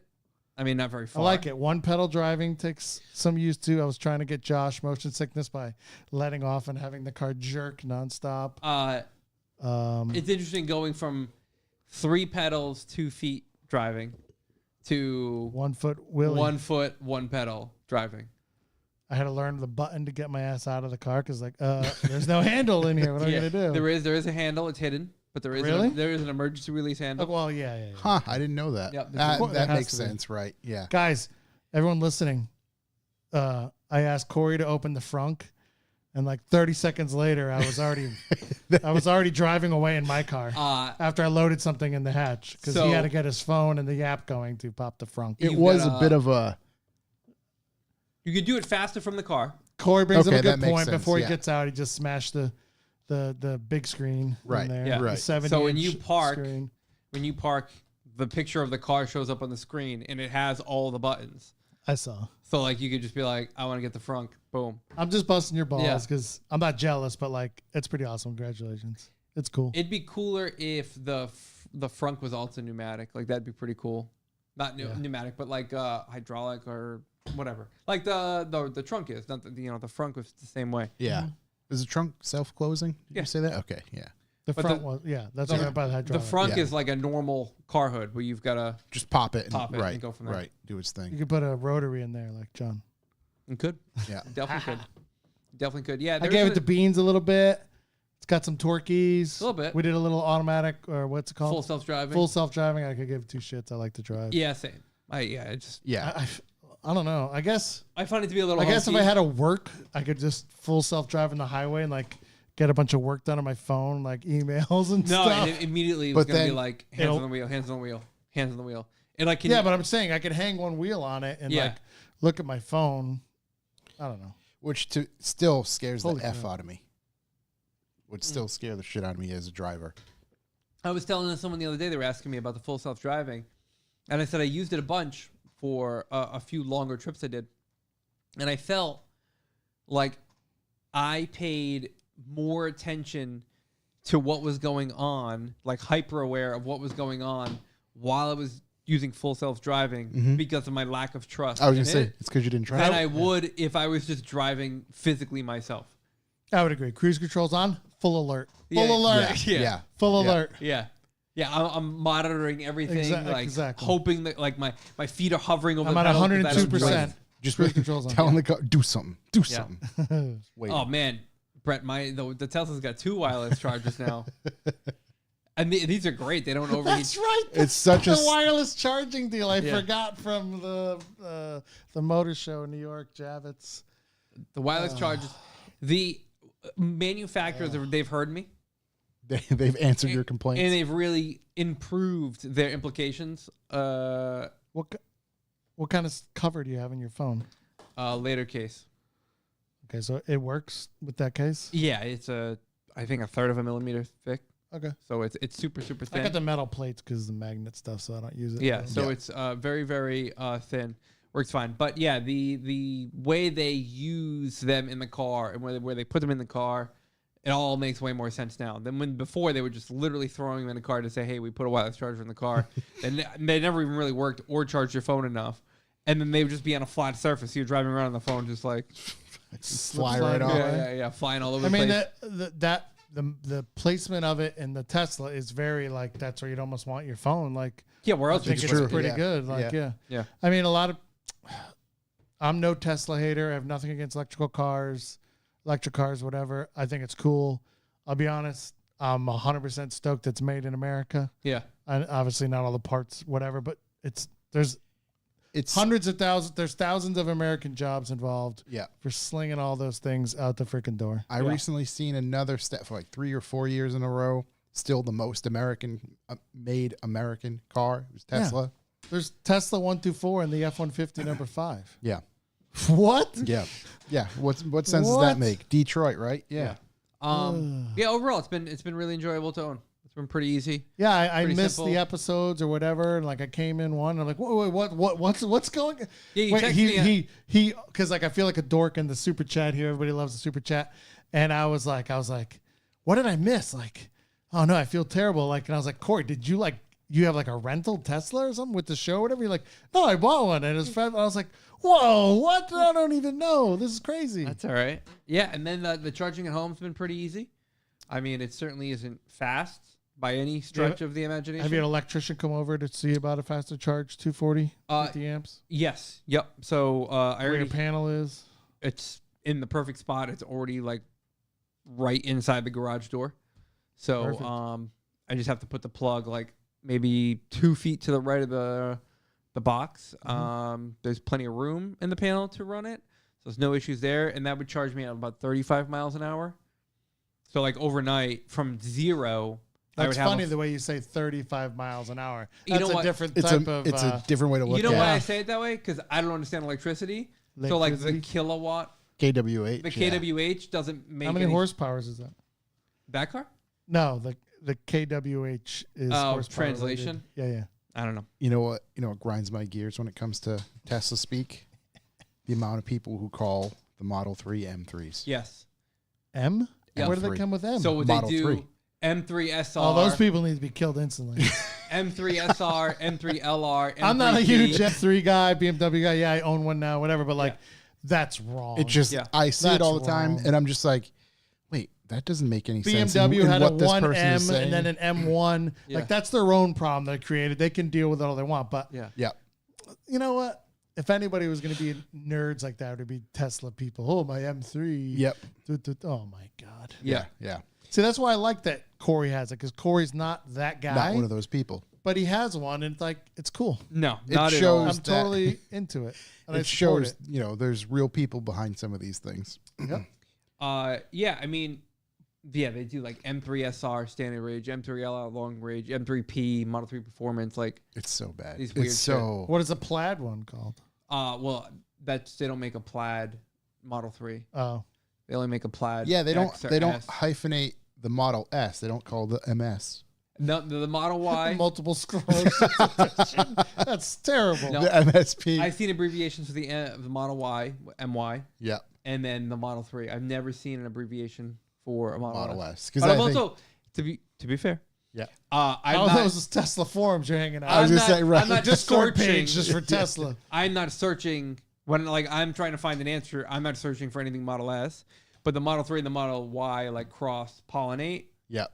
Like they're essentially the same. Right. So I see that stuff kind of cross paths. Yeah, it's like a M3 tall. Yeah. M3 tall. Yeah. You know, okay. Another thing, Chuck's brother got a Model Y like 2, maybe 3 months ago. He got a 3. The Y is the bigger SUV one with the going doors. No, that's the X. Okay, so it's a small one 4-door. Yeah, it's it's smaller like SUV 1 4-door. I know yeah. what it is. Right? Yeah, No go wingies. Yeah. He got a 3-row, and I'm like, hey man, like, did you look at the 3-row before you ordered it? Like, there's no room back there. And he was like, we looked. Like, I don't know, it seemed fine. Like, we went and looked at one, whatever. So when I went to the Tesla store in Boston, they had one, and I'm looking at it, and they're like, yeah, it's a 3-row. Like, you know, like you can fit 2 people back there. And I look, and I'm like, there's seats, but there's no legs. 2 little people. The second row is on a slider. So if you're putting people back there, you can move the second row. Oh, wow. Everybody move forward so the third row has room. No, Exactly. everybody pull together. And then when you don't, you can move it back, and now you've got a huge amount of leg room in the For second that, row. that's They didn't explain this. They didn't show Pretty this. good. They didn't nothing. I'm like, holy shit, that's really fucking smart. that's pretty good. Now, yeah. granted, I'm sure there's a ton of other 3-row cars that probably do the same thing. Corey, This blew my mind. It's all based on a thing called a minivan. Yeah. They're kind of popular in America. Yeah. That's where it all started. Not as Listen, popular as they used to be. This is which true. crazy. Because, I know, but like my mom got the first ever minivan and Was it Chrysler? Yeah. Chrysler, Yeah. the first ever. Yep. And she still has minivans. Like she has a Toyota one now, even Sienna? though like Yeah. she's old and stuff and whatever.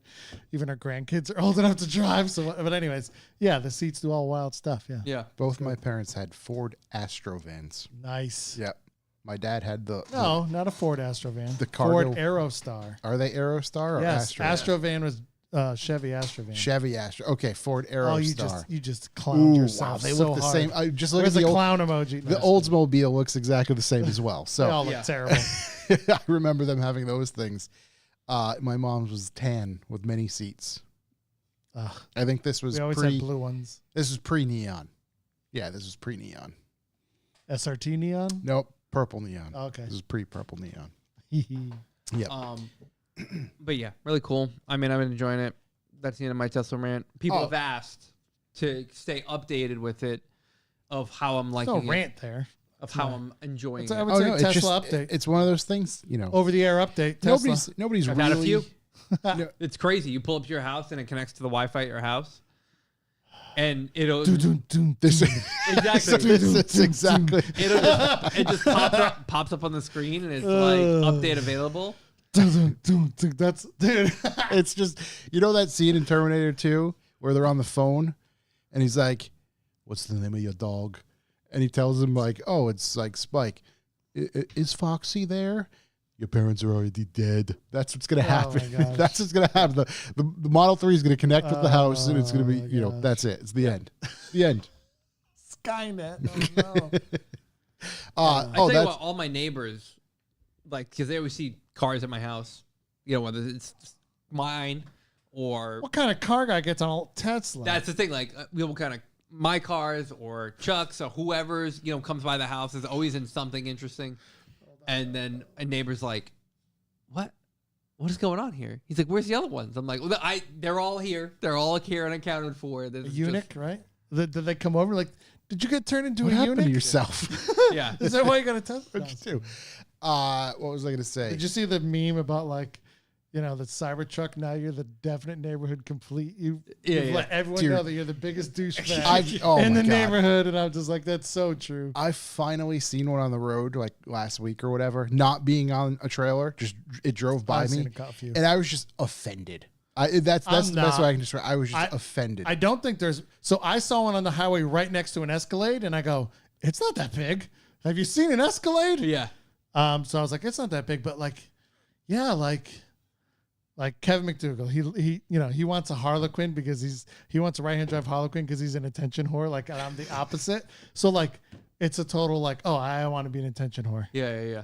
Because like, Yeah. dude, you're not building a house. You're not a contractor building a house with your Cybertruck. Yeah. And the You're not building much of a house with that thing. no, Anyway. it's more of You're a you're not fashion. general contracting shit with a Cybertruck. Yeah. It's more of a fashion statement. Totally. Like you said, attention grabber. Yeah. Yeah. There's the whole those things. It's I like your Alibaba floor mats. Why don't you give us an update on those? Oh, those are great. AliExpress, So, like, Alibaba floor mats. and your the Tesla. Guys, hold on. I go to get in there and I look and there's like a name tag why does it say on the Daewoo Tesla, and I was like, Oh, it says Odero. it doesn't even say an American English word, and I go, how come it says the blah blah blah? And you're like, oh, I got those from China. Yeah. So the $16 factory Tesla floor mats are like $250. You know what would be great? WeatherTech didn't make an option. That's what I'm saying. They look like leather. WeatherTech is Made in $200 America. and something dollars. Oh wow! Made in so they were America. still So Tux mats are $200 something. So I go on eBay because I was like, maybe I can find. Imagine if that logo was orange and it said Temu job. You want to know what's so great about that logo? We can flip the mats over. It's Phillips head screws that hold that on. I can literally take that out. You would have never known. Dude, print You can something make else your own cool. logo, Yeah, yeah. make I your own can't. logo. I haven't. I've been busy at work. I just haven't had time. we got to get Katie to get a nice acrylic one. Yeah, I could print anything No, I you want. should print something up and like wrap it and then screw it back on. But $60. Jordan MX5 sticker on there. Yeah. $60 for the front and rear. Attaboy. And look how From good they eBay. fit. From Look how good- Chinese eBay? I mean, they work. It's not They like ship it's from not cool. Louisiana. I don't fucking know where they came from. Yeah, Louisiana. They ship from there. Oh, gosh. They show up in 3 days. It was $60, and they fit perfect. And honestly, if that thing wasn't there, I'd be like, yeah, the WeatherTechs. No one's gonna know. Nobody's gonna know the difference. Also, why am I'm it's not my car. I'm not. Yeah, same thing. Yeah. It goes back when it goes back. I don't care. Yeah, it's $60. I'll throw the mats away. I have a long-term rental. yeah. At $60, I'll throw it away. I'm not. I told you guys already at dinner, but like, I'm not against electric cars. Yeah. I don't like the government telling me what to do and you have to be this and net zero that bullshit, green this, green that. Yeah. But I'm all for it. Like, It's been great. just the whole fact, like there's 100,000 parts in a Ford F-150. Yeah. There's 21,000 in a Tesla. Like Yeah. that makes perfect sense. As someone who works on vehicles most of my life, that makes perfect sense. to me. Simplifying things. Yeah. We're looking at a quarter of the parts. Yep. So it's solid. I told you, like, cosmetically, someone else that I couldn't see pointed out that the bumper to the fender isn't a perfect match, but that's plastic to metal. Look at any new car that's silver and look at the the plastic parts to this. I always just think yellow Volkswagens. Yeah. Oh, yeah. Like That where just- the leather wraps around the door card, it's wavy in a few spots. But you actually, that's another thing, folks. It has I think it's a synthetic leather. I don't think it's real leather. But yeah, whatever it is. it has actually wrapped interior items. It's not just a textured plastic or a textured rubber. And I think it's a really high class. That's a high class luxury vehicle. Like you got to get a Lexus or an Audi now to have leather wrapped parts. When you get inside it, it doesn't feel like an entry level car. Dude, you buy a new Porsche. There's an option. It's called full leather. Yeah. You know what that is? That means they actually wrap the parts inside in leather instead of textured plastic. What It's was a Porsche. Yeah. What was the option you could get? I think like 964s and 983s had it where like the air vents were Well, of wrapped. course, you can wrap anything in leather. In Yeah, a Porsche. yeah. Like literally dip it in wrapped leather. I love when those cars pop up and you see like the air vents are wrapped in the leather. Brett had the yellow 993 Turbo S, and it had the yellow leather wrapped vents. Wild. I love that stuff. Wild. And that person can say, "This is my spec. This is it. Correct. I have yellow. Just add it to the Look line at my items." sticker under the hood and all the 3-digit numbers, and then the other thing for special wishes. Special nerdy. wishes. So nerdy. Hand job upon delivery. I had that 996 GT3, and it had a couple options that guys were like, "Oh, it's got." I go, "Yeah, what the fuck is that? What do I give a fuck? It's a GT3. Yeah, who cares? It's got the extra thick padding steering wheel option. Blah, blah, blah. What? I don't give a fuck. Well, that's why I learned about the full leather, because like the A pillar continues into like along the headliner, and there was like, oh, full leather, because that whole piece was wrapped in leather. Yeah. I was like, oh, cool. Yeah. Could you mortgage one out at a 30-year? Right. What can I get a 30-year fix? That's I know how much the yellow went for. I don't know. I don't know what kind of mansion you're looking to live in, but it's going to be a pretty serious Newport mansion there, buddy. I have to purge all inventory. That won't even get house included. That won't even get you like the minimum. That won't even get you down payment on your mansion. That's just to make the first payment. Yes, you have to sell everything you own and a kidney for the first payment. Yeah, it's some wild times out there. Yep. For all those who are interested, you can visit SloanMotorcars.com. Check out the new arrivals. Yeah. Next Bucks for the Boys giveaway. Oh no! Oh my goodness. He's got some inventory there. Got some stuff in stock. Oh my god! If you want a Ford Escort RS Kazi, it's right there. Oh, yellow. Yeah. Don't even give me that car. That's Boner James. Oh my god! Yeah, yes. I'm a big blue oval guy. That's the one. Well, just while we'll just take a moment. Well, I know the actual owner that it's consigned to Brett to. His name is Greg. He's shot for Revival Motoring. Yes. Okay. Greg is awesome. So yeah. So much. I think we've got the listener base that's really shopping. I did ask them. I said, "How come the thing isn't sold yet?" And they said, "We're gonna get all the monies for it." I said, "You go, boys." Yeah, I love that for them. That's good. They should. I'm sure everyone deserves it. Yeah, they got a game plan. They're sticking to it. If you are interested in this said vehicle, we can get you hooked up right with the guy. Oh my god! Yeah, buddy. Right with the guy who's got it. Jeez. Look at those clear '90s lights. Oh. I love it. I mean, look at it. That's who has the goals to build a vehicle like that these days? No one. Literally and no one. It was supposed to have an extra deck in that spoiler too. Yeah. Absolutely no one. Look, the stats, the side profiles. Would you just look at it? Just look at it. It's like if they softened up all the edges on an AE86 and added a wild rear wing. And shortened it. It looks shorter. Stubbier. It's such a cool car. Such an unbelievably cool car. I dig it. Just think about that. And then what even blows my mind even further is that at the bottom of this is at the mountaintop, right? At the bottom of that mountain is just a Ford Cosworth, a Ford Escort. Escort, yeah. Which is the most pedestrian vehicle one can ever come across. Just look at these. We're just gonna look at them. Oh, it's so good. Yeah, it's just the worst. The worst. I had the Ford Focus RS, and you had the 2008 or whatever it was. The 2016. Oh, 2016. Okay, it was RS. They were that late. There was because it was first. It was the I got SVT. First batch. My time was awful. June of 2016. I got. Wow. I didn't know that. That was a great car. A lot of wiring going to that battery. Except guys like Josh and I don't fit in the seats. Is that why you get rid of it?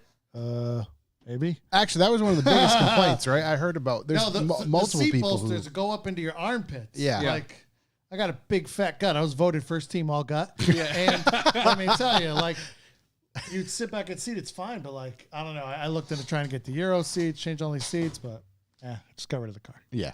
Just, parted ways. Oops, I'm throwing shit. Oh, supple leather. Of course, Brett. You should give away supple leather for the next Bucks for the Boys giveaway. I only listen to New Arrival full of supple leather. It's a good one. If you're interested, again, SloanMotorCar.com. Maybe we should get back to the plan here. Yeah. We did have a plan. We were going to cover a handful of different things. Before we get into the B for B, because I think it's a little. Actually, you know what? I'm going to do the B for B right now because Corey's up taking a little break. What is B for B, you ask? Well, I'm going to tell you right now. That stands for Bucks for the Boys. We say it often. Well, that's because we need it. We need you like you need us, we hope. Bucks for the Boys is a peer-to-peer or give and take system that allows us to keep this train on the rails somewhat. And we basically ask, if you take anything from this podcast or anything from Top Us Under the Stairs, Loose is Fast, anything from the Revival Network overall, YouTube, any of that sort of stuff, you can go to our website, revivalmotoring.com, where you can sign up for Bucks for the Boys. It's a sustainable donation that helps keep the lights on in this building and stacks us up with the finest of microphones and microphone stands that will never actually hold themselves up. So you can go there and click a sustainable donation button of $2, $5, $10, $20. You can even manipulate it to give us, $7 if you really wanted to. That comes from you 666 once a month. Whoops. And goes to us to help pay our bills and all that sort of stuff here. And we appreciate when you do that. You can go sign up. If you do sign up, you're automatically entered to win some different things from us from time to time, and you will receive some things my goodness. from us in the my Holy god. Jeez Louise. And you will receive some things from us in the mail from time to time. Does Brett have anything to win? Are you mailing him a fucking handy? Jesus Actually, I Christ. was just gonna ask. Will you see him anytime soon? I could, maybe. I don't know. Yeah. Yeah. Come wait. We actually owe him a t. Prior to A that, tee. Yeah, we a owe tee. him a T-shirt. Yep. But I was waiting to I'm going to make him change into that right in front of me. We have T-shirts right out there too. We could supply you with one. For But I him. was waiting to yeah. see him to give him one. But it's been a little while. I think he should get his prior to that. Yes. Find out what size is Slim. He's a definite schmedium. Medium. Yeah. Schmedium. Brett just donated in the chat. So thank you very much, Mr. Brett Sloan. Wow. Pew, pew, pew. In the chat. So again, you can there's a good segue. If you We have been want giving him tons of free advertising. That whole. if somebody buys that Kazi, his $99 is worth That it. was a. He Well better worth take to it. the fucking Peter Luger's. Loogies. I'm bringing it home, Brett. Yeah. So, if you want, He's taking me to Olive Garden. we understand. Over my fucking dead I'm body. sorry. Keep finishing. He's taking you to all. Are you going to get the tour of Italy? Is that what? No. Is that a Shit doesn't even exist. I'm going to Italy in October. I can't wait. Are you? Yes. What? Oh yeah, we're gonna get into that, right? The rally. Yeah. So if you want to help us keep things moving, again, go to our website, revivemorning.com, or we understand times are tough. We get it. It's an economic sad time. Nobody wants to admit it, but we're funding things that we have no reason to fund. So all the money just goes right out the fucking window. If you want to help support us by just sharing us and putting us in other people's ears, head, you can do that by sharing our episodes, by sharing YouTube, or tell them if they want, they can watch us live on YouTube every Wednesday at around 7 p.m. for at least an hour and a half to 2 hours, maybe Those 3. millions of cents coming in from YouTube monetization. That might be We're our close. biggest revenue monetized. stream. Yeah. Yeah. Well, Yeah. sometimes. Yeah. Dude, once- sometimes I look in an episode and it says like 782 views, and I kind of shed a tear, like, oh man. Yeah. That's it. But some other Yagoff put something up for 8 minutes and it's freaking Millions. and 982,000 views in freaking 24 The thing hours. is like I'm we could, what? in reality, we could alter the show, alter how we talk and what we talk, Yep. and like go that direction. But then it's kind of like, what? Are No, we no, gonna- dude, you don't change who you are. no, That's- not yeah. at all. That's why. That's the point. And, I think about this often. Like, it's tough. We all have lives. We all have families. We all have, full-time careers. And I tell myself, like, yeah, I could do more, but it's just like, man, I'm going to get burnt out real fast if I do. And so that's why I try to pick and choose my best things to do here and there as much as I can. So anyway, if you're one of the thousands that watch us instead of millions that watch us, you can join us on YouTube, like I said, every Wednesday at 7 p.m. or tune into the show audibly or share with your friends. It all helps us. It all supports us. A way of judging our latest episode or last week's episode each and every week is what we refer to as the BPL. BPL stands for bucks per listen, and each and every week we have those numbers queued up. I thought it was beats. Beats per listen. And we you judge us by that, and we judge ourselves, and we go home and either are super happy or we just cry. Either one. What does 30 cents make you feel? I'm going to go home and be happy. He's gonna go home and be happy. Yeah. 30 happy. cents. 30 cents per listen. If I had a I'm going to dog, be hungry on the way home, but I'm going to be happy that I was here because I love. We stop at exit 93, get yourself a little No, I usually go to authentic the- Sparrow. Okay. Again, I know I stop at the mobile station, I think it is, in Mystic, right there off the highway. Yeah. And I'd always get a bag of those donuts, the small donuts. Because wait, a bag? Yeah, the fucking bag. Oh, dude. But I wouldn't eat them all, whatever. Okay. you know, and Would you? What? Would no, you? no, no. What flavor? The chocolate. The chocolate ones? I'm not whiting it in my car. What are you crazy? The white dust. but that's Like, I the- get you pulled get- over. The cop's gonna be like, "How much cocaine are you on, buddy?" It's donut No, powder, man, I swear. it's the donuts. Yeah, but like the chocolate ones, I guess, yeah, with the AC, you're not going to get sticky fingers. I'll lick my fingers, motherfucker. Yeah. But it's really bad for diabetes. You don't say. Yeah, so I've cut back on those. Actually, I don't have them anymore because I finally read the ingredient, the nutritional information label. I was like, oh none. man, what am I doing here? Yeah, Have you ever seen? Just read the nutritional label on the 6-pack, and that's enough to steer you away from the sack of them. I read a lot. I read a lot of labels. It just kind of got in that habit because you start reading them, and it's easier for you to be like, I am fucking not eating that. Yeah, and then other stuff, you're like, oh, this isn't. I could have sworn this was absolutely terrible. It's really not. You mean this actually has real protein in it? No, not, but it's like as this, opposed I'm to eating chemicals. everything bad. I need to pick the best bad thing. Yeah, this isn't- At a gas, that's the thing. At a gas station, There's it's nothing just healthy picking in the there. best of the bad. Correct. That's why I go to Slim Jims. That's the thing. Is like any food substance that is on a shelf or has a shelf life for like a year, it's probably not the best for you. Correct. If it could stay in a vending machine for 90 an extended days, period no of time. bueno. Yeah. Yeah. That's all right. 30 cents. 30 BPL, cents. 30 there we cents. are. Oh, listen, that is very good. We like to That keep is- things going. That is up there. I don't say we, the royal we. Remember when we started here with this, guys? Single Yeah. digit Think dudes we over were here. crawling our way out of that, then we Just were in the creeping. teens for a while. Is it inflation though? If you measured it for inflation, are you really still in the teens? No, I'm just kidding. No, No, no. no. It's things. Let's see. Things let's need to do, improve. Let's do the old inflation calculator, and see what that Nice brings. Treasury I bond, inflation bond. Yeah, let's Yeah. see. So we'll do 2020. Let's see. 7 cents a listen. 7 cents a listen. I remember it. It was an episode I was on, and you guys were like 7 cents a listen, and I was like, "Is that good?" It seems really kind of sad. Well, that's the key to this is some people never know. And I was like, 10,000 things, 7 cents a listen would be, Yeah. you know. So that would be 20. We'll just use 2020. Actually, yeah. When actually we go back even further, 2018, right? I think we started in 2021. The the B4B. BPL. Oh, it's wild. BPL. 2021 was 3 years ago. It's crazy. It's Yeah. crazy. So same. It's 37 cents. 37 cents then. So 30 cents right now would be 37 cents then.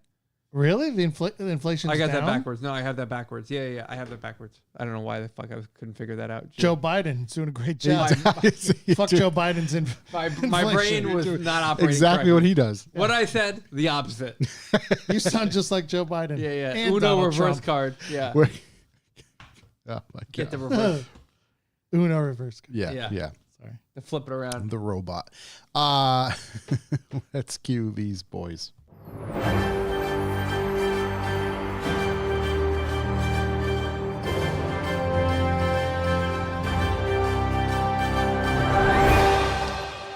News. The news is that I forgot to read a review. Oh shit, we did have a review. Let her rip. I Taylor. will very- read it right now. Yes. Totally forgot. I'm so sorry. All I'm right. as sorry as most of you people out there because I've never left a review. Are you fucking kidding Yeah, me? I know. I'm a Come piece on, of shit. man. I'm sorry. You could give an in-depth one. Yeah. Could. All right. The handies are amazing. This review is 5 stars. It is titled "We're Gearheads Meet Laughter." Let's see. It reads: "The Revive of Motoring podcast is like a well-oiled machine running on high-octane hilarity. Imagine Top Gear meets Monty Python with a dash of what the heck just happened. These guys could probably make a broken muffler sound like the next best thing in stand-up comedy. Listening to this podcast is like having your car break down, but instead of AAA showing up, it's a crew of comedic geniuses who fix your car while roasting you mercilessly. Yes. The hosts dive into automotive culture with the kind of passion usually reserved for sports fans and toddlers on sugar highs. They talk cars, but they also somehow manage to talk about everything else, from obscure pop culture references to the existential crisis you face when your check engine light comes on. Their chemistry is smoother than a fresh VTEC crack. Goddamn right. Making even the most mundane car facts sound like the punchline to a great joke. They'll have you laughing so hard you'll need to pull over just to catch your breath. And don't even get me started on their guest interviews. It's like cars and coffee, but if the coffee was spiked with nitrous oxide. So if you're looking for a podcast that's equal parts engine revs and belly laughs, the Revival Motoring Podcast is your pit crew. Just be prepared for strange looks when you're caught laughing alone in your car. Trust me, it's worth it. Who is that Love that. wordsmith? Love that. That guy write for automotive magazines You're or hired. websites? I will tell you. Good Lord. Depends. Next week's guest, Yeah. 5-star review guy. That is left by Brett.97.si. Wow. Way to go, second Brett. I see. Maybe the .si is Looks part of your family. Like we have a new challenger for the number one Brett. We got a new challenger for number one Brett. Yeah, Bizarro See ya, Brett. buddy. Bizarro. Oh, Bizarro Brett's in Canada, too. Oh, wow. There's Yeah. a three-way for Brett of the year. Bizarro. Most valuable Brett. MVP? Yeah. That's it. Brett.97.si left that for us via Canada. Yeah, those Canadians are, dang. They're He's got a educated. nice They're up there. He has a nice grasp of the English language. He does. Yeah. He probably speaks French too. Yeah, they probably Most do. and probably speaks English Oui, better oui, than we have a mot de vie. 90% of the, Americas. Anyway, They don't The speak Americas? the Americas. They don't speak English in America. 90% of the Potomac.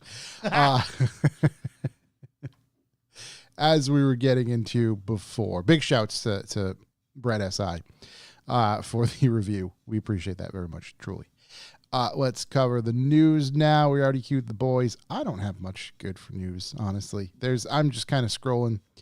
There's really not much that stands out to me that I'd like to cover other than something I don't have directly in front of me. But it was something that came across my desk earlier this morning, and that is the CDK hack. What is CDK? Well, my understanding, very little understanding, Compact disc. is CDK is I believe they're called CDK Global.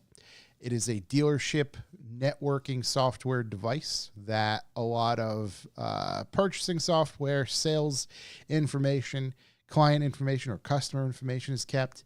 I assume, I'm not quite sure. Hopefully somebody's in here if they can read or clue us in with this. It helps, with repair orders, ROs, work orders, that sort of stuff. It really helps keep a dealership flowing from a software perspective, is my understanding. Well, as things go these days, in the Lord's year of 2024, everything gets hacked at some point, and they were unfortunately hacked. So the entire network, I guess, was down, but I believe that was on CDK's part. I don't actually know the latest and greatest, but my understanding is it did happen last night when the actual hack took place. And let's see. It's this type of level of news. As of 5 hours ago, CDK cyber attack shut down auto dealerships across the nation, and that's from CBS. That's not, Motor One. right. It's not like It's a not Jalopnik motor specific. This is a news outlet. It is what it is, what you want to call them or consider them, but it is a large news outlet that covers these things. And even 2 hours ago, reports cyber attack shuts down car dealership system in Arizona across the state, U.S.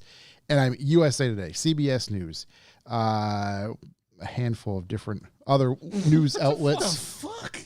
What is happening? Jeez. Hey, whatever it is. Keep it going. Let's keep it going. Big shouts to Brett. Yeah, so big shouts to Brett. Appreciate it. Another donation in there. Bucks for the Brett. Oh, Yeah, sorry. but yeah, it's Brett single-handedly. Bucks from the Brett. Bucks from the Brett. Bucks from the Brett. I know. He's outbeating the other Brett. That's Oh, what he it wants is. to be the number That's what one he Brett? wants. He's back to number one No, Brett. but, hey, he was never Most not. valuable Brett, new leader. That's The Sloaney.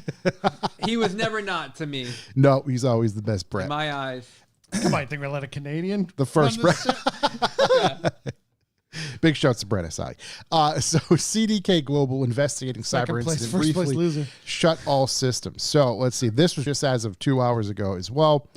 Retail technology and software provider CDK Global was investigating a cyber incident, and it had briefly shut down all all of its systems proactively, it said on Wednesday. The company, which provides software to car dealerships, said its core dealer management system and digital retailing solutions have been restored. So that was as of 2 hours ago. So it seems as if it was fixed. CDK's system first went down around 2 a.m. and some functions began to come back online by Wednesday afternoon, according to a report by Bloomberg News. Bloomberg's pretty big. It just, and this kind of led me to, I can't remember if I had that other thought first or this was in combination with it, and that is, AI being involved with the automotive world as a whole. How we drive vehicles, how we're going to be allowed to mess with vehicles, all that sort of stuff, and how it seemingly is how quickly those systems can collapse if the wrong person gets into them. What I was saying, what I know about black hatting, foil hat weirdos, whatever, they were in that system for weeks to months.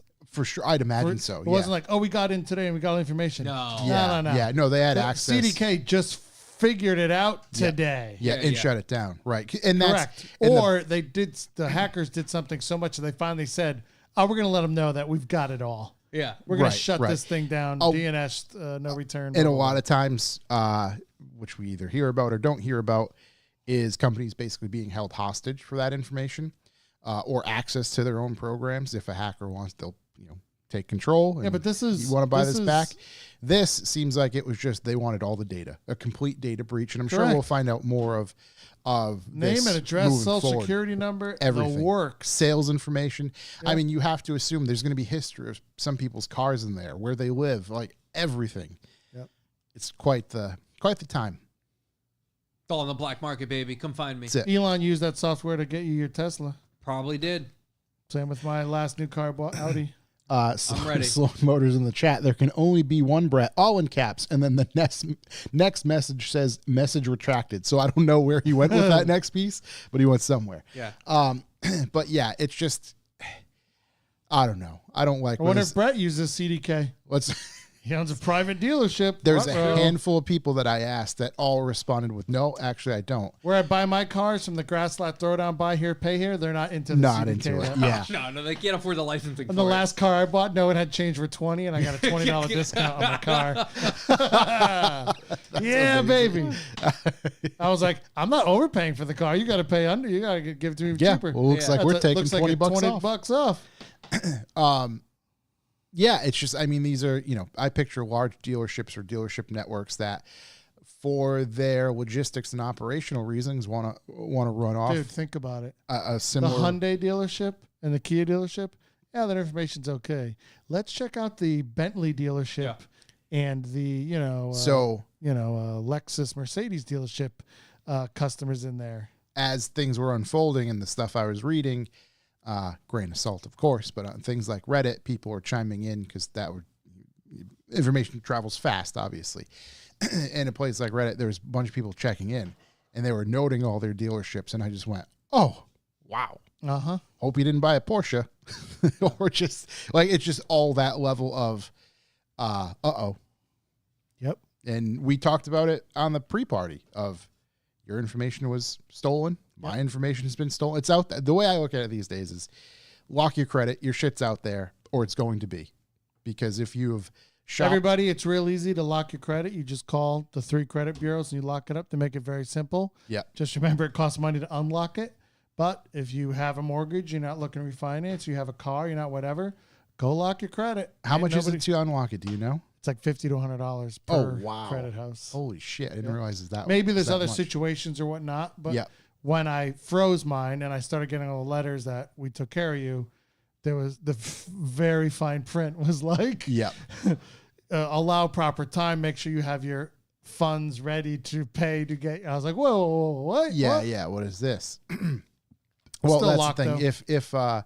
If you're not, going to apply for a vehicle or a car or a house or anything like that anytime soon, and you can pay it when you need to, lock your shit up. Because one thing I don't know is is my credit rating going to take a hit or do anything because I locked it down? I'm still using my credit with a couple credit cards. Yeah.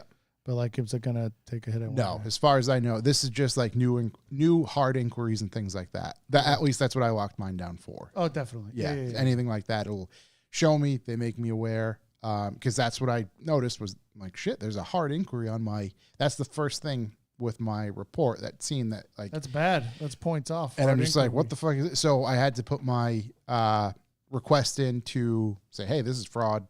You start TransUnion, Equifax, Experian. I think it was hit on Experian, but I had to let them know, like, this is fraud, let the bank know, et cetera, and they're supposedly going to take care of it. But even that is going to take, I think they said 90 days or something for it to come off. This is why you don't use your debit card, people. Anybody, a little life lesson from an old man here, even though I'm not that old. Debit card is attached to real money. Use a credit card and be responsible and pay it off every week. So when they do hack you and they ring up your whole card, be like, that's cool. It's not my money. Yeah, you figure it out. Hey, go get your money back. Hey, buddy, they stole your money. Good luck. Yeah. And right, exactly. And you can easily freeze a credit card as well now from the push of a button on your app in most applications. Because just like Scott was saying, I know, but getting money back via your debit card, not a fun time. Nope. Real money's gone. CFG in the chat just says, "Damn, I missed the CDK convo. I did not a thing at work today because of it." You go, CFG. Many people, I'm sure, had the same fate for today. Tomorrow, many cars were sold on Juneteenth. Tomorrow, you got double the work. Yeah, double the work. Do you think it was like activists conspiracy, like reparations?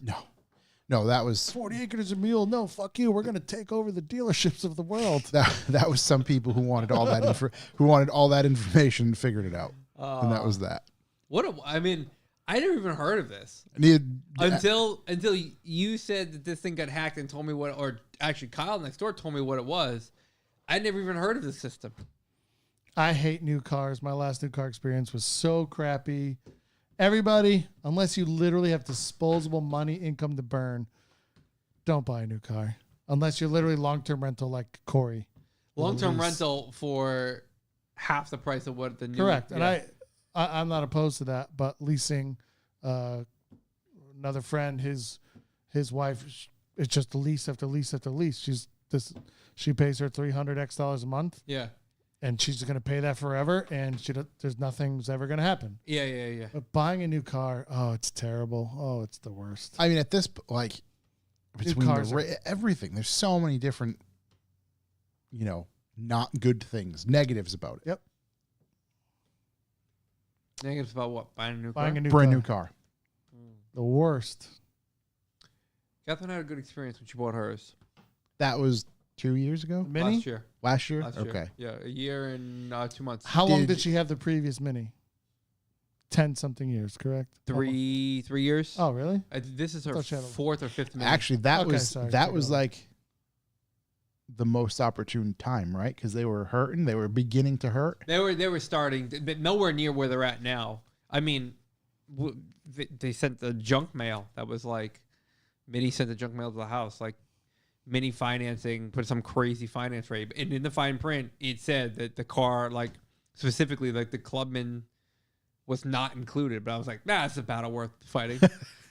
So we went, we fought, and we won. Right. So it's like you get into a brand new car. What is it? Take him to the mattresses? Right? What is it? Yeah, take him to the cleaners? No, it's... or just take him... No, it's something like that. Yeah. Godfather, I forgot. Yeah. Oh, God.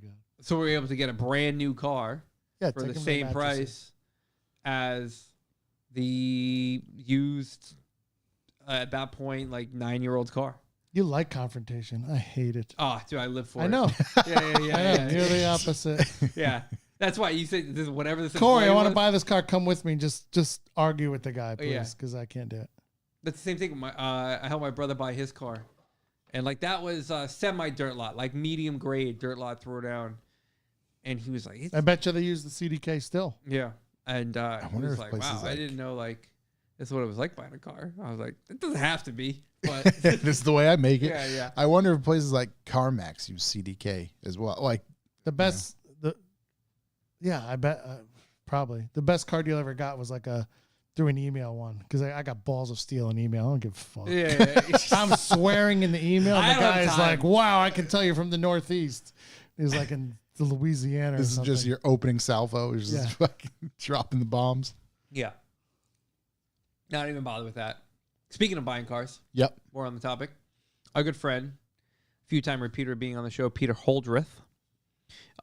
He put out an article on the Drive, and it was about Suzuki Jimneys being available for sale at U.S. dealerships. Yep. And I don't know if you're familiar with it, but Suzuki dealerships?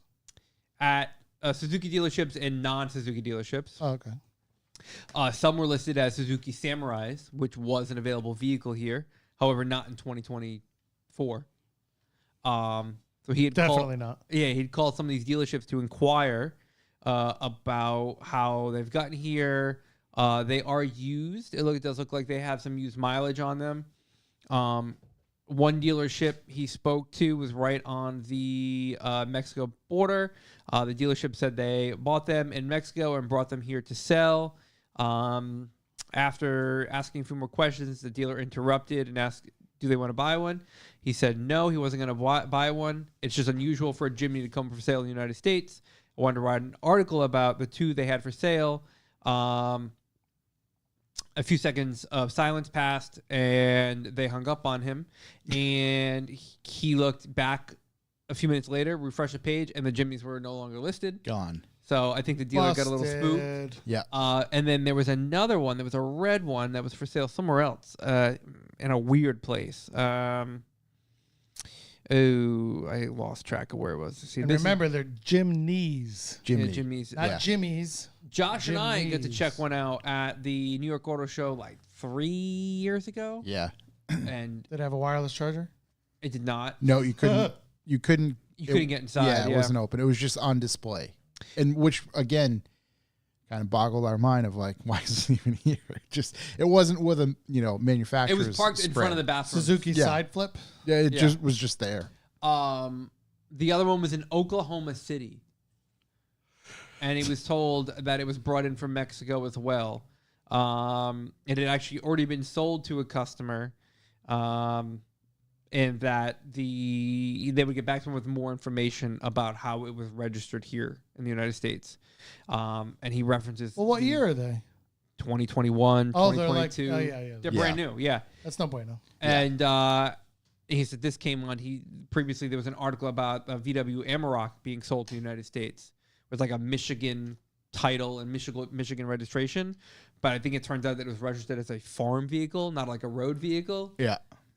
But being sold as like a registerable. Need my Amarok to farm my chicken tax. It's literally a Ford Ranger. Just go buy a Ford Ranger. Why are you going to go through all the hassle of Volkswagen? Just go buy the Ranger. So that's the thing is like, it just boggles my mind as a dealer. If they're like a legit dealer and they're not going to close up shop tomorrow, what are you doing? Now they could just blame CDK.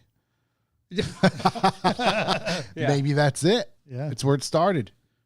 One guy was like, you know what? Those hackers want they're on to us. We gotta hit the red button and reset. I gotta be honest, because like a Jimny's, that's a really cool vehicle. Now I don't know how good it'd be for everyday use. Yep. You putting people inside of it. It's like an upgraded K truck. So I honestly thought about it as it's almost like the SUV-ish equivalent to Maverick truck. Why? You know what I mean? It's like a little tiny little guy, just kind of that same idea. Yeah. There is Versatile. a Chrysler Dodge Jeep Ram dealership right near my house. Mm-hmm. Stellantis. And there are lined up, front row, on the road. How many Wranglers are lined up ready for sale? 30. 27.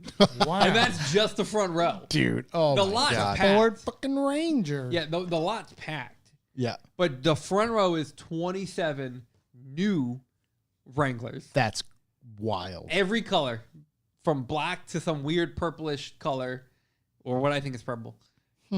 27. And that's just because 27 fit there. Right. They'd have more if they could. Yeah, but like that's just the first row. To just hold that inventory is just crazy. It's crazy because think about 4 years ago, that same lot, I drive by it, and there was weeds growing up out of the center of it because there was no cars. Same thing with the Ford dealer near my house. Near my house. How many? Now this is all front row. I'm driving by visually, what I can see. How many Broncos do you think are lined up? At least 12. 7. Okay. That's again just what I can see. No, at one point you couldn't buy a Bronco. Yeah. Asking go over this and the other thing, right? How many Bronco Raptors do they have in the front row sitting there? 2? 3. Ooh, because it's it's funny. Yeah. There's a set near me. And F-150 Raptors, 3 of them as well. So this is where there's a set near me of a black Bronco Raptor, black F-150 Raptor, just out there. Yeah. And I'm thinking if I hit the fucking lottery, that's the first place I'm visiting.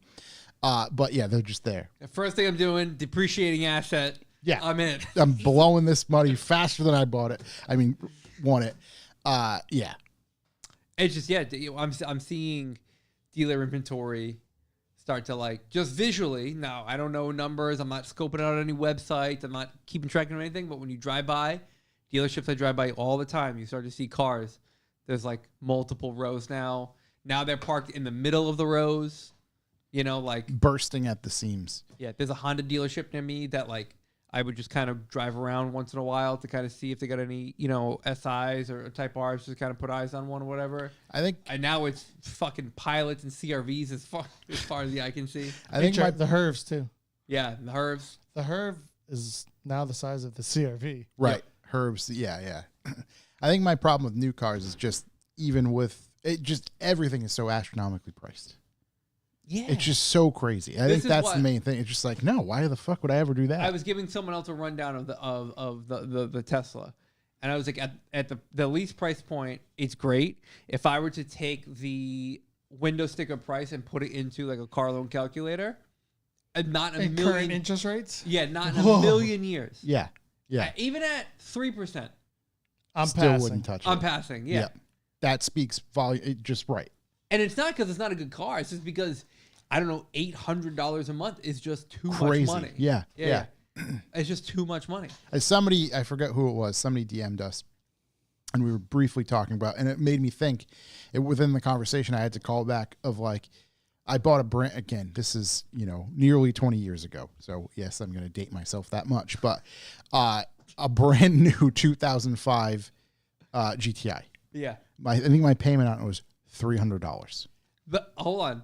The Tesla that I'm driving now has a cheaper monthly payment than my BMW did 10 and a half years ago. Wow. That's by about $100. Yeah. Also, it's just Jordan, congratulations. Oh my goodness. It's a good thing. At least you exited the chat. Well, he probably didn't. No, he left it open. Yeah, it was there. SR20 bad. Jordan, can you fill us in? What's the big drama about the SR20? What's going on here? I see a lot of people posting about it. A lot of people saying good. A lot of people saying bad. As an educated peasant, I think it's just one of those, especially in the drift world, one of those like, let's call it 1.8T versus VR or B18, right? It just that's sort of like no, the lines are drawn in the SR20 sand. Yeah. And whatever side you fall on is where you're going to fall. 118 never lose. SR20 bad. SR20 bad. According to Jordan, SR20 bad. SR20 bad is what he said. I've never. That's not true. I've definitely driven in a car with an SR20. I don't know. They're all the same to me. Yeah, you've driven in. Yeah, a couple for sure. One of these things, an ancient economy motor they love, but it's not good but for some reason they sweat them. I don't know, man. A lot of people use them. A lot of people do use them. For it to genuinely not be good, you'd think you wouldn't see as many of them. There's a bunch, yeah. I don't know. It's an interesting topic because, I'm sure somebody like Seamus could cool us in. It's like, yeah, you can do all this stuff to help reassure it. Meanwhile, you could also do this with a K series or whatever. You know what I mean? And there's plentiful Probably. available. I'm sure there's things like drift tax and all that sort of stuff. For a lower price point as well. Yeah. I'm sure there's stuff like that make them a bit more of a pain, but I heard you could get the wire harness on Temu. I bet you could. I bet you most of them do. That's a 20 Gods motor. See, here we go, right in the chat. There we go. That guy, $7. That's Australian dollars. So we get about 36 cents of that. The exchange rate and then the YouTube take. Yeah. The YouTube take is a proper bending over. You think the government taxes you? Yeah. My friend, welcome to privatized media. This whole sports thing. Sorry again. The Dan Hurley going to Los Angeles, and it was how much he was getting paid to be a Lakers coach in the taxation of California versus how much he was going to get paid in Connecticut. But since it was a state school and the state taxes and how it would work differently, of like how much he really wasn't making that much more money in California. Yeah. And then the cost of lifestyle, blah, blah. I was like, this is crazy. Hilarious. Yeah, it's wild. Just stay put. Yeah. What else do I got? So the Jimny thing, that's crazy. We'll see if they stop popping up for sale. I haven't really seen too many around here. Not too many. To be clear, I haven't seen any around here for sale. But I looked as soon as I saw that article. I was like, I got to see if there's one around here because maybe I can go see it in person. But it's multiple dealers, and you think they're connected, or it's like No. just random? No, one's in Oklahoma City and one was Random. like I think right outside of Texas or New Mexico. I think something like that. They were like, So more border areas. not I in guess. Oklahoma. I guess. Oklahoma. What? Yeah, I know. There's something about like, yeah, okay, I don't know. I mean, unless they're coming in from not even Canada's not that close. I was mentioning to somebody too at Alpine Vag Fair, Helen, Georgia, the Alpine Volks Fair. I don't even know what it's called this anymore.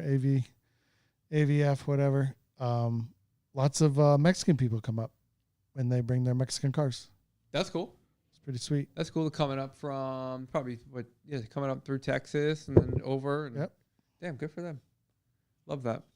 The only thing I had that was even worth mentioning, and I didn't get to deep dive too much into it, but Audi RS e-tron GT Performance, 912 horsepower. I mean, Josh, you got to bring this thing up. Have you seen one of these e-tron things on the road yet? I have. I saw one in the dealers. I see one on the road. I see one in the dealership, but it was just putting along. I was gonna say. You see these things on the road, you're like, my God, that is a good looking car. Yeah, it is. That is an unbelievable. What's funny is it's a not a Panamera. What's the electric Taycan? Taycan. Yeah. You know, it's the same exact thing underneath, and you're like, "Ooh, Audi's design language is way better than Way the Taycan." better. Light Exactly. years better. Light years better than the. I seen a white one Back today. to Sloan Motors. Everyone jump over to Sloan Motors. Big Check out their shouts to- inventory. Put eyes on whatever you be able to afford. It's going to be... There it is right there. And we'll pull this up and add it to the tab. Oh, That's the 2024. So it 2025. looks very RS6 to me. So Yeah. you're not gonna tell me twice. 2025. This has got You didn't accept the cookies, Josh. updated. Yeah, there you go. e-tron GT Performance. 912 horsepower. How many kilowatt Jesus. hours is that? Millions. Oh, those wheels look pretty cool. Actually, I like those wheels. Millions of kilowatt hours. All the kilowatt hours. It's just crazy to me. The RS Performance. Yeah. Electro? SRS and RS Performance. But, I mean, 97 kilowatt hour battery, peaking power between 671 and 912 horsepower. I mean, it's crazy. Carbon camouflage? How many What? giant roll-on, roll-off delivery ships has it got to burn down to get a couple of you? I don't know. But, yeah, wild looking things. The Jesus. interiors of them are wild. I've only got to sit in one in a delership. And I was like, yeah, I get That's it. what it's like, $175,000. Yeah. I was like, I get it. Yeah. I can get it. I can get behind But put the this. price at the bottom, Josh. Yeah, so I was just trying to see There's the kilowatt hours. any other standout. Let's see. Cars, regenerative braking. 148,595. Wow. Yeah, go up just a little bit more. What does it say? Cars regenerative braking I like systems those can wheels. reciprocate more Sorry. energy and it's now capable of 400 kilowatt versus 290. Wow. What's the what is your M3? My M3 SR Yeah. What does that put down for power? SR for horsepower Yeah. like 290. Okay, what is SR? Standard SR20? range. Oh, Standard range. it's that we're M3 SR. Tesla standard talk, baby. Yeah, standard range. I thought it was like single rear motor or something. A single motor, small battery, standard range. I mean, the I small battery gets you how many miles? 275. Jesus, that's a lot for the And base I- model Willie. It's enough for me. and I know one of the big, I don't know, not arguments, but like the torque vector or torque curve on most EVs almost mimics the exact same thing. It's like they're all across the board, they're very similar. But I'd have to imagine the torque this delivers to your face, it's going to be quite. You're going to see the skin move off your face. Oh, I think of Clarkson. More power. Yeah, just this is all the power, especially the way it's going to be delivered and the speed at which it will be delivered as well. I mean, going from 10 to 80% in 18 minutes, I mean, sure. I guess if it's available, it could possibly do that in the best conditions. But, I mean, I just visually, listen, there's a lot of stats here. There's a lot of details. There's a lot of cool stuff in But there. besides all that, it's a good looking That's car. it. It is, Visually, yeah. that's all I'm there It is for. a good looking sedan. Yeah, and you definitely notice them because the one I seen was white on the opposite side of the highway, and it just stuck out like, oh, there's one. Yeah, there was a black one that came up. The like, fact on that the it's highway. not an SUV or CUV just makes it a billion times better. Yeah. So how does it get to the 912? Let's see. So let's see. That replaced the S trim, generates 671 horsepower. High performance RS e-tron GT, 637 horsepower peak. So at the top of the So pyramid it's is the a debut RS. It's performance. the performance version of the RS e-tron GT. Dude, they go from the so the S, and then Or they go from the RS. base e-tron GT at 522. Yep. Oh wait, it Then configured the that as S 520. trim Yep. generates 671. Yep. And then the outgoing RS generated 637. They decided they were going to jump 280 horsepower. It wasn't like, hey, it used to make 671. Let's make 7 something. Let's bump it. It's sort of like Volkswagen's numbers when it made like, hey, this year we're making 243. Yeah, 243. Previous year, 241. Yeah. They're like, yeah, we're going to throw 280 horsepower at this thing. Or, yeah, I don't even know. Man, I'm saving the planet with my electric car Okay, so fast. It makes 912 horses that, as with the regular RS, is achieved when the overboost function is activated. It provides a 95 horsepower increase. because the 845 just wasn't getting me there. Yeah, I had to get it up to 912. You need that 94 HP increase that lasts for 10 seconds. Wow. Dude, imagine the overtake. Oh, you mean the DRS? the fucking the overtake button. the fucking F1 pass that you can Oh perform. my gosh. god! Someone will shit their pants if you pass them with the overtake button at 912. You were doing 88 miles an hour trying to travel back in time, and then an RS Just e-tron goes by you like you are standing still. Absolutely, they will fucking make a mess of themselves if you pass them, dude. That was fucking wild. I can't I've even- got a measly 280 or 90, whatever it is that's in the Model 3. And like I passed someone on the highway and it passes them like they're standing still. Yeah. Oh, believe And me. that's I was telling someone at work, that car is the poverty spec version of like the Teslas. It's the base model wheels, smallest battery, single motor, lowest horsepower, everything. You got the poverty edition. Poverty spec edition. Poverty spec. I just believe you me, every Tesla owner on Twitter tells you how fast they can You can overtake. they overtake people who don't even know they're in a race. Constantly. That might be full self-driving doing it. Okay. I was using full self-driving at a red light, 2 lanes, both go straight.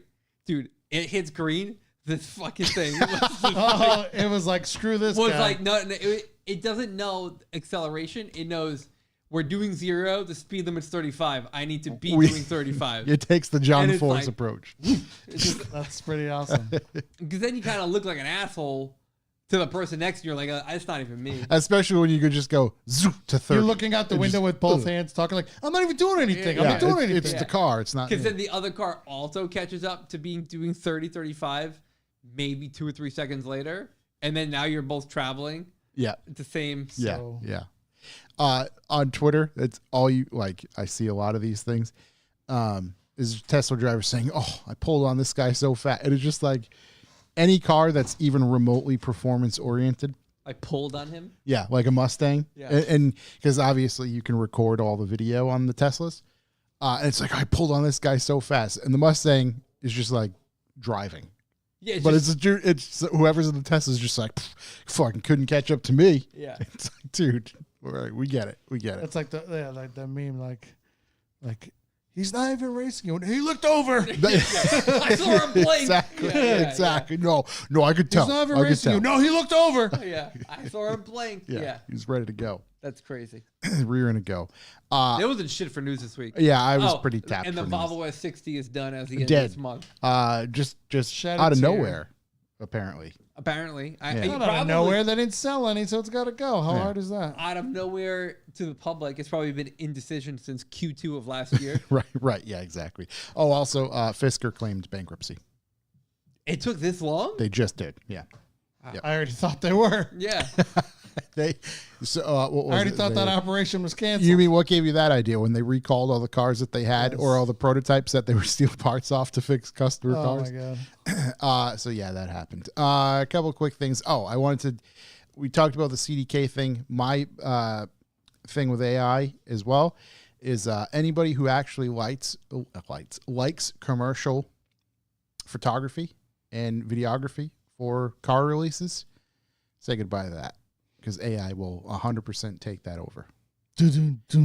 Some of my favorite photographers will eventually be deemed irrelevant to that extent. You thinking so?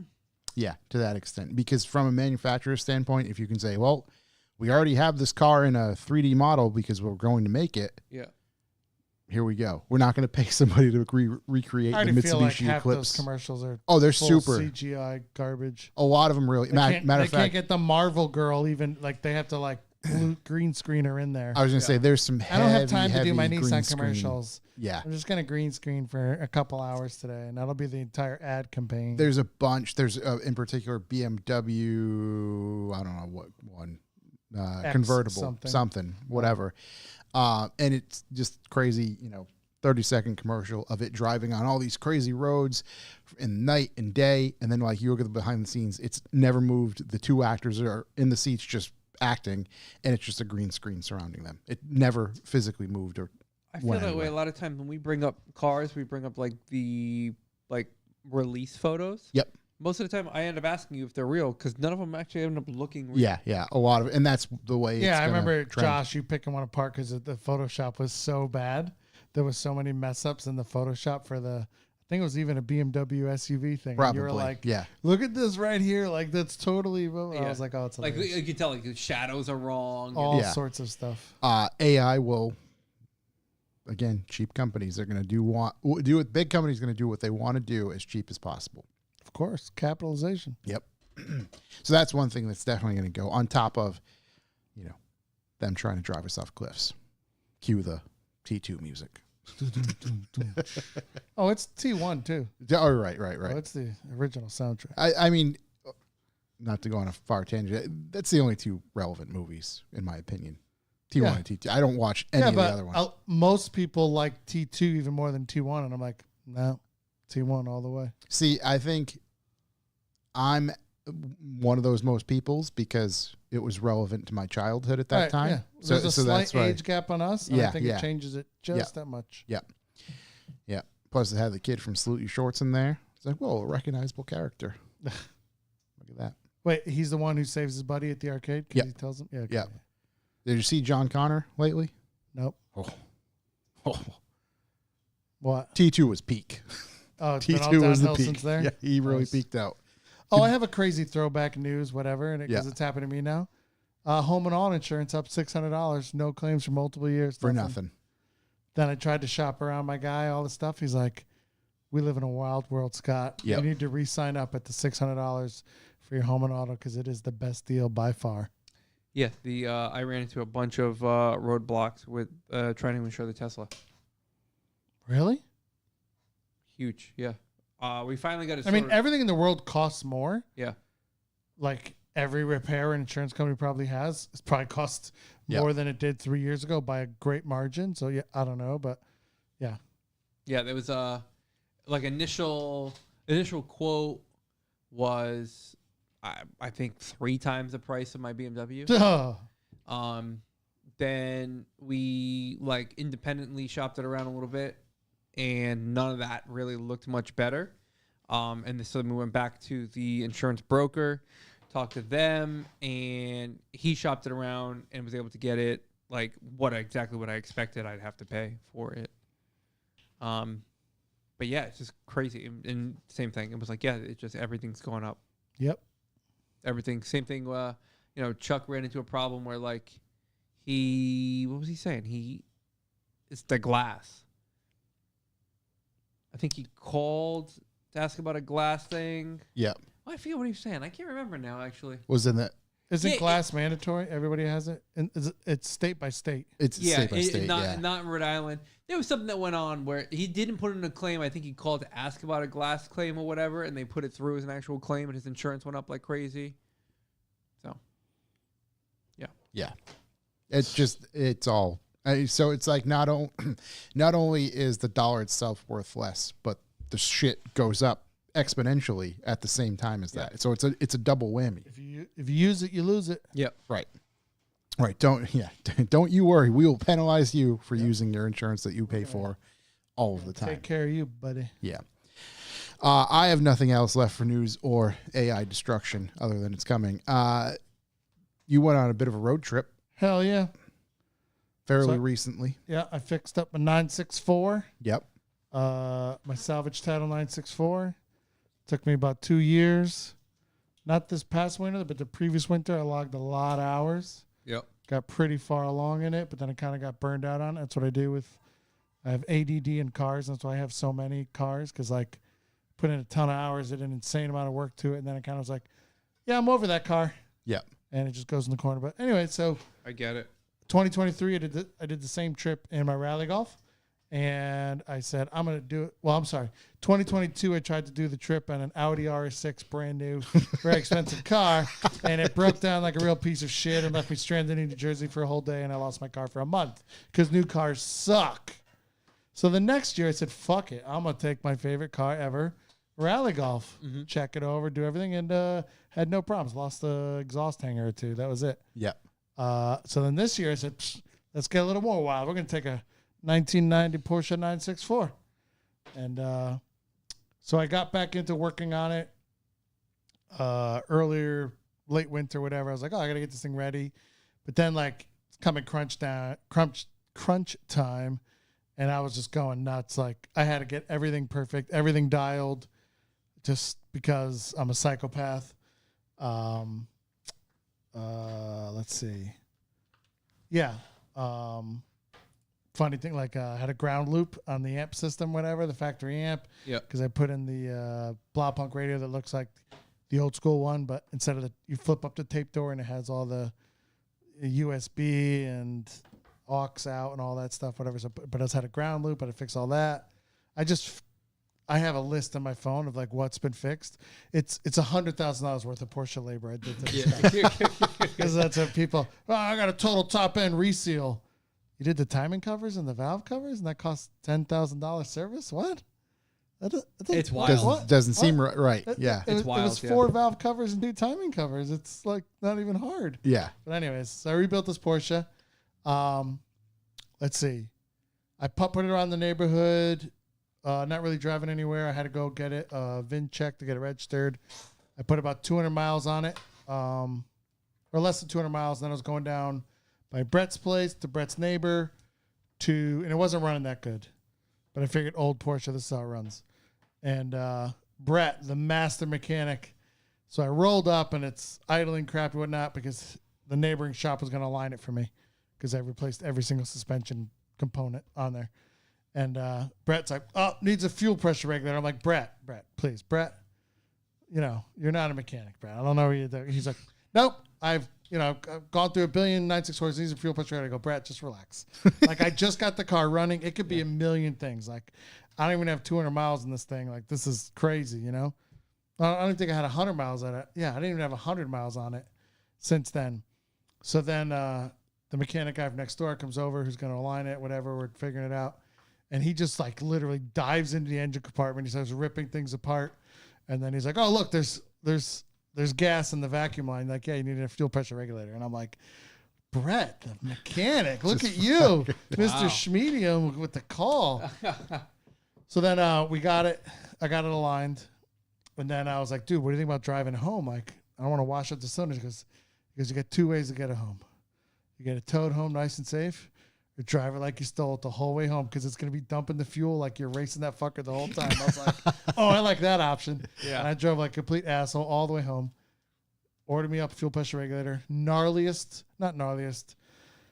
The most tedious mechanic job I've ever done. Completely buried in the motor towards the front of the car. You have to get from the back, but then the bumper sticks out. But then there's it's just so far. I pulled 5 muscles in my body to change this part for 6 hours. It was wild.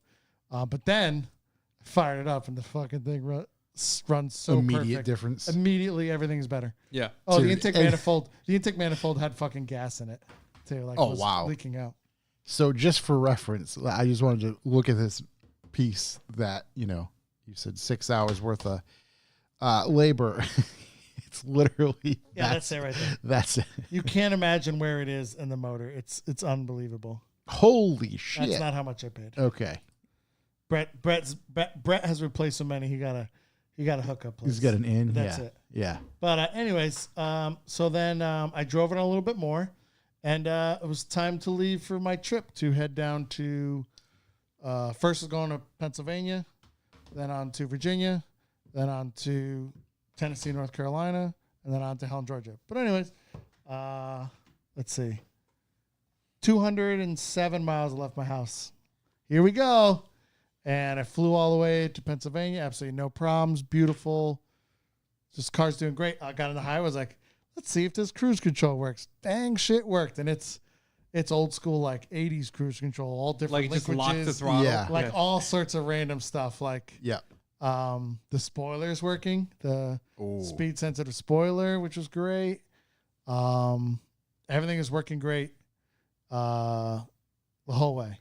So I'm driving. New Jersey roads are complete shit. And now the car had been rear-ended at one point in its life. That's why I could afford it and has a salvage title. It's been straightened out 99%, okay? But I bought all new taillights and single panel. And there's some guy hanging out of his car as I'm cruising down the highway in New Jersey. And he's waving and whatever. And I was like, oh, what the fuck? So then, like, the passengers couldn't, like, the driver's driving down the highway next to me, lays across the passenger to yell, like, your taillight taken on by the wires. I was like, what? Pull over real quick. And he's damn right. There's a taillight just swinging in the breeze on the wires. And I pick it up, and it's like a freaking bubble in it. Like, so the exhaust, like, bubbled a bubble into my brand new taillight. Oh. And there was a gasket that went around it, and that just yeeted. Who knows, gone. Those panels are expensive. What? Those like center. Yeah, it was the center. It was the taillight assembly. okay. Not cheap either, actually. Yeah. But yeah. So I screw that sucker back in, and I put them on plenty tight, but it's the same thing. Like, how tight do you want to crank on that plastic? Right. Because it's one screw that holds this whole thing on. Like, so then I got like a full turn out of the other side too. I'm like, oh, it must be the heat because it was like Just warm, vibration. whatever. I get to Pennsylvania. I hang out with Becker. The best. Went out for hot dogs, Corey. You should have been there. They were delicious. I love that for you guys, not for me. The best part was, dude, giant styrofoam cup for a large soda. I don't know, like in Connecticut, there's no styrofoam anywhere. I mean, you're not even allowed straws in the state. Yeah. So this giant styrofoam cup, like they were the two best little hot dogs I ever had because I had a giant styrofoam bucket of Diet Coke. Diet Coke's the best. Yes, the best. So I hung out over there, hung out with his wife, Lindsay. We went out, whatever. Good times with the Beckers, as always. So the next morning, I go to leave. It's raining, and I got a long-ass drive. It's Mother's Day, and I'm leaving. He lives kind of just a little east of Harrisburg, Pennsylvania. And I'm heading south. I was going to stop at a buddy's house, but he got hung up at a Mother's Day event. Cruising on down 81. If anybody knows, 81 is just this road that goes for everywhere, cuts through Virginia. It goes down like the long section of Virginia, but I ended up going to this road I read on the internet called Back of the Dragon. You know, it's a takeoff of Tail of the Dragon. It's not even that close. It's a couple hours away, but it's this amazing road. You get off 81. That's wild. That it Right. takes you Yeah. a couple hours to circumnavigate front to back. Correct. Well, no. Between Back of the Dragon and Tail of the Dragon, they're a couple, 2-3 hours apart. That's what I'm saying. But they kind of like their websites like link up, and they're trying to be like all the motorcycle guys to go there, whatnot, or whatever. Yeah. I want to do both. So I got off in Marion, Virginia, which is like what I call the bottom of the Back of the Dragon. And then it goes all the way to a place called Tazewell, Virginia. And it's an amazing road. I forgot how many miles. I think it's 32 miles each way. Josh, look it up. But it's great. Amazing road. Like I said, I had no miles on the car, just going for it. On the way from Marion to Tazewell, there's a lot of cliff face on your right, and the road is gone. And you start making a turn, and it's like a 180 turn, and you don't know. So then I got the offline maps going, so I could be like, oh, this is a full 180 switchback, or it's only a 90. Yeah. Because there's literally a rock right on the side. It should be Route 16. 16. Yeah, right here. It looks pretty, pretty. Let me switch to satellite view. Yeah, well, there we go. There's a great switchback. It's right great. there. There's just tons of them. But amazing road. The car performed great. Couple scenic overlooks where I stopped. That's it right there. Holy shit! Back of the Dragon keeps going. Amazing. I highly recommend Back of the Dragon. If you come down off 81, Back of the Dragon rental. They know exactly what they're. You can rent those. What do they call the KTM crossbow thingies? Yeah. Oh boy. Anyways, you get off 81 there, Marion. You head out. You go all the way to Tazewell. At the end or whatnot is this gigantic brewery, Back of the Dragon. They got all your tchotchkes and stuff, and Tazewell right there. It's awesome. Highly recommend it. Yeah, no, I don't think that's it. Just right there. No, it's got to be closer to the top right where it says Tazewell. Yeah. The They have a Dragon's brewery. Den. Look at that. It's awesome. How is it not on there? It's a pretty right big there. right Back there. of the Dragon Brewery. You got this cool thing, take a picture in front of you with your car, whatnot. But the road is amazing. You're basically going up over two mountains. Yeah, you're trekking over. What did it say? That was pretty funny. Where was it? Let me go down. Back of the Dragon, Buchanan, Back of the Dragon rental, and then it showed where the That's hell more where you is start. it? Okay. Right here. Walker Mountain Overlook. I stopped and there, took then pictures. Hungry Mother State Park. Yes, that's right where it starts. Hungry Mother. But yeah, it's awesome road. The car performed great. It's the first time I've gotten on the car. It's the first time I've drove the car in anger. And everybody talks about weird handling characteristics of Porsche. I had none of those problems whatsoever. I felt the car being extremely neutral, no oversteer, just really planted. I have anti-roll bars, coilovers, and everything. Dang, they even got a state sign. I was going to say, there's a state sign for this. This is, yeah. But again, amazing road. And guess what? I'm all alone on it on Mother's Day, out there just banging away. It was amazing. I went all the way to Tazewell and then all the way back. So I think it's 32 miles each way. So it's 64 miles of just fucking going nuts. And when I stopped at that Walker Mountain overlook and I stopped to take some pictures, I was like, dang, the car is hot. Like right there. Temperature or just the brakes, the engine. Okay. You could just tell, even the tires. But I recommend everybody, if you're going by 81 Marion, Virginia, take a 64-mile detour. It's totally worth it. So after I successfully conquered, see that right there? You can't see shit if you're going down the road there. Yeah. And then it's just like a gnarly turn. Right. And that rock face is right there. That is not a wide lane. I can barely navigate the maps going around it. So great road. Back of the Dragon. I highly recommend it. That's super cool. Drove the car in anger. The car performed great. The brakes, everything. I even got a couple of little brake pad squeaky squeaks. It's like, yeah, race car. Yeah. I was going nuts. So then I spent the night just north of Knoxville. Next day, get in the car, continue on to. I wanted to hit up. I read up. So last year I did Tail of the Dragon and maybe a couple other roads near there. I stayed right in North Carolina at what's called Tapico Lodge. But this year they're booked up, so I was staying at Fontana Village, which is where everybody stays for Wookiees in the Woods. Mm-hmm. It's like this whole big place in the middle of nowhere. Anyways, I hadn't been there, whatever, but I was going to stay there. But I read lots of other roads. I got some brochures last year when I was there, and I was reading, and there was I'm looking, and a lot of Google mapping of Foothills Parkway. Yeah. It is a national park / whatever.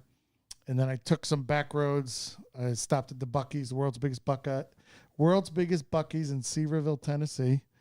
Pretty good. Had a good time there with Josh's now R32. That's the infamous car wash. Parts were flying off of it, and it filled with water. I will have you know, I put the rear rain gutters on just recently. They're on there. I don't think they're going anywhere. Okay. The rest of the water in the car, we'll have to find that out. The Foothills Parkway, I'm driving out there, whatnot, and I get there probably middle afternoon. Yeah, middle afternoon, 2:30, 3 o'clock. And this is the most gorgeous road. Okay, it's not all switchbacks. It's not tight. The pavement is mirror, like it's not black asphalt. It's like a gray. Yeah. But it's not. It's still an asphalt. It is the smoothest of the smooth. There's plenty of nice turns, but again, I'm driving for 20 minutes in this thing, and I haven't seen another car. And I'm like, why'd they make this road? It's going over 2 mountain ranges. It's the most gorgeous, beautiful thing ever. At one point, I just pulled to the left, parked on the left, facing the wrong way. Took a couple of videos of my car over this view, and I just kept on driving. Amazing road, Foothills Parkway, and when it ends, so I timed it all out to start at because you can get on at different points and get off, but I want to do the full length, And again, just not thrashing the car, but at some points I was like, I'm going pretty fast here, like. I guess there could be a cop up ahead, but I haven't seen another human. I haven't seen even cars coming the other way. So the best part is where I did the whole length, right where it ends, is basically at the bottom of the hill where the tail of the dragon begins. Oh, wow. Really? Yep. And they're doing paving, and I knew about it, and all of my friends warned me, which is very nice. And I was checking the updates in the paving, but I was like, oh, it's pretty late in the afternoon. We'll see. And I had a clean-ass run, tail of the dragon. And so when you're at the bottom where, like, there's the lakes or whatnot, I'm kind of like going real slow. And I was just going slow, seeing if anybody's coming or whatnot. And then I was like, all right, it's go time, And I'm just fucking hauling it. It is great. I catch up to a guy in a blue, I don't even know, an Impala, old, new Impala. He had like 2 turns and he fucking just pulled off the road super hard for me. He did not want to, and I was flying. Again, the car, everybody talks about snap oversteer. It's one of the best handling neutral cars ever. Like it handles amazing. It's my first real true sports car. Killing it. I'm ringing it. I'm not ringing it that hard, but I'm ringing it because Porsche tax is a real thing. And having a great time. And then boom, dead stop behind a whole group of motorcycles. They were bringing down. The construction crew was done for the day, and they were collecting all the stuff. And we ended up having to just sit there turned off my car for 10 minutes. Oh, wow. But then they were all going down the mountain. So it was me and the motorcyclists, like a group of motorcyclists. And after a half mile, they all pulled off to let me go too. So then I had the last third of it like a fucking full jackass all the way. And the best part is when you get to the end of Tail of the Dragon, it turns into North Carolina. And just 2 miles down the road is Tapico Lodge. Mm-hmm.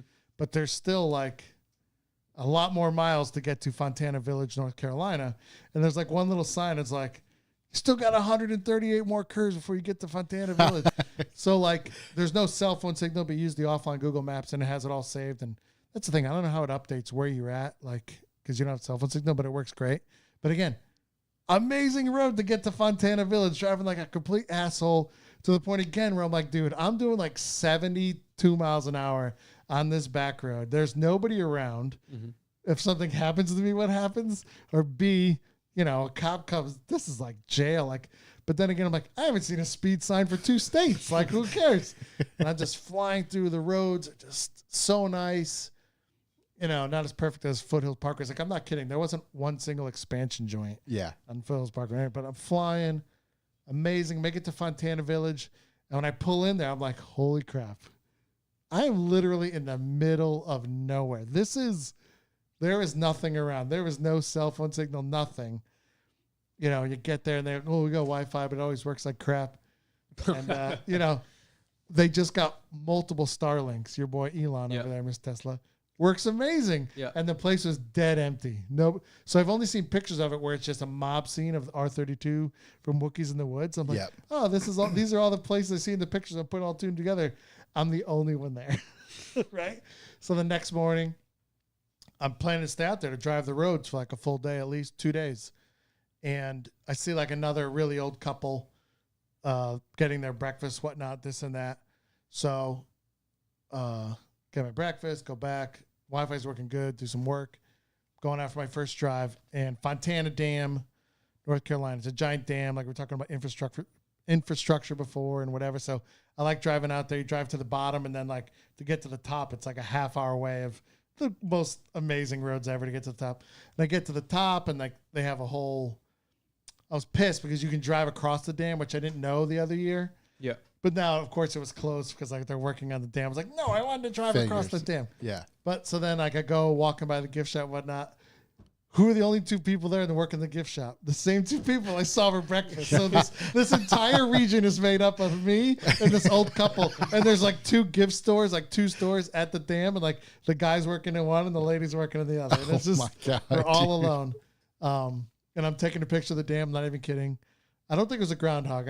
I want to believe it was a beaver, but there was a beaver right at the dam. I came out to see me. I go, you built this place, you fucker. Good job. This thing was built in the 40s, looks great, whatever. And then like he saw me and he literally ran into the dam. I go, of course, you just disappeared somehow. Hey, back to work. Back to work, buddy. Fix it up good. Hung out there. Also at the highest point, there's like you actually go up and then you come down a little bit to the top of the dam. At that very up, there is cell phone signal. Mm-hmm.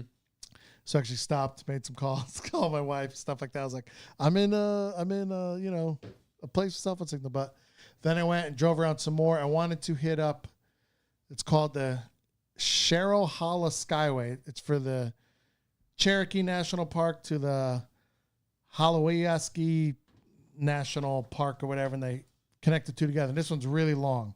It's also raining now, but whatever, I ain't scared. Porsche, it can get wet. My wipers work good. Did you find it, Josh? Let's see. Charles, no. Cheryl Hollis. There we go. Berkshire Hath. No. Cheriola, Cherohala. Anyway, so that road again, but now it's super foggy and I'm driving like an asshole and it's kind of like Foothills Parkway. You can tell you're on top of my mountain, but now I'm in the clouds driving. There's nobody else around again. Yeah. Whoa. Driving forever. This is a long drive and I drove all the way into... Dude. I don't even know where, but I drove really far to the other end of it. And then like I stopped at a gas station, took a whiz, filled it up and headed back. And it was wild. Go back out to get more? Yeah, I did it. I went out and I went all the way back. Dude, like, holy shit. It's really far and it's awesome. And again, my whole point is like, who's paying to pave these roads? And I'm the only person on these roads. How is this possible? So you're going from Tennessee to North Carolina, from North Carolina back to Tennessee. Yeah. Pretty sure. Yeah. No, there's a state line. Yeah, Robbinsville. Robbinsville is almost where you can about start, I think. Yeah. Yeah, because I mean, this is the Fontana Dam to the top right. Yep.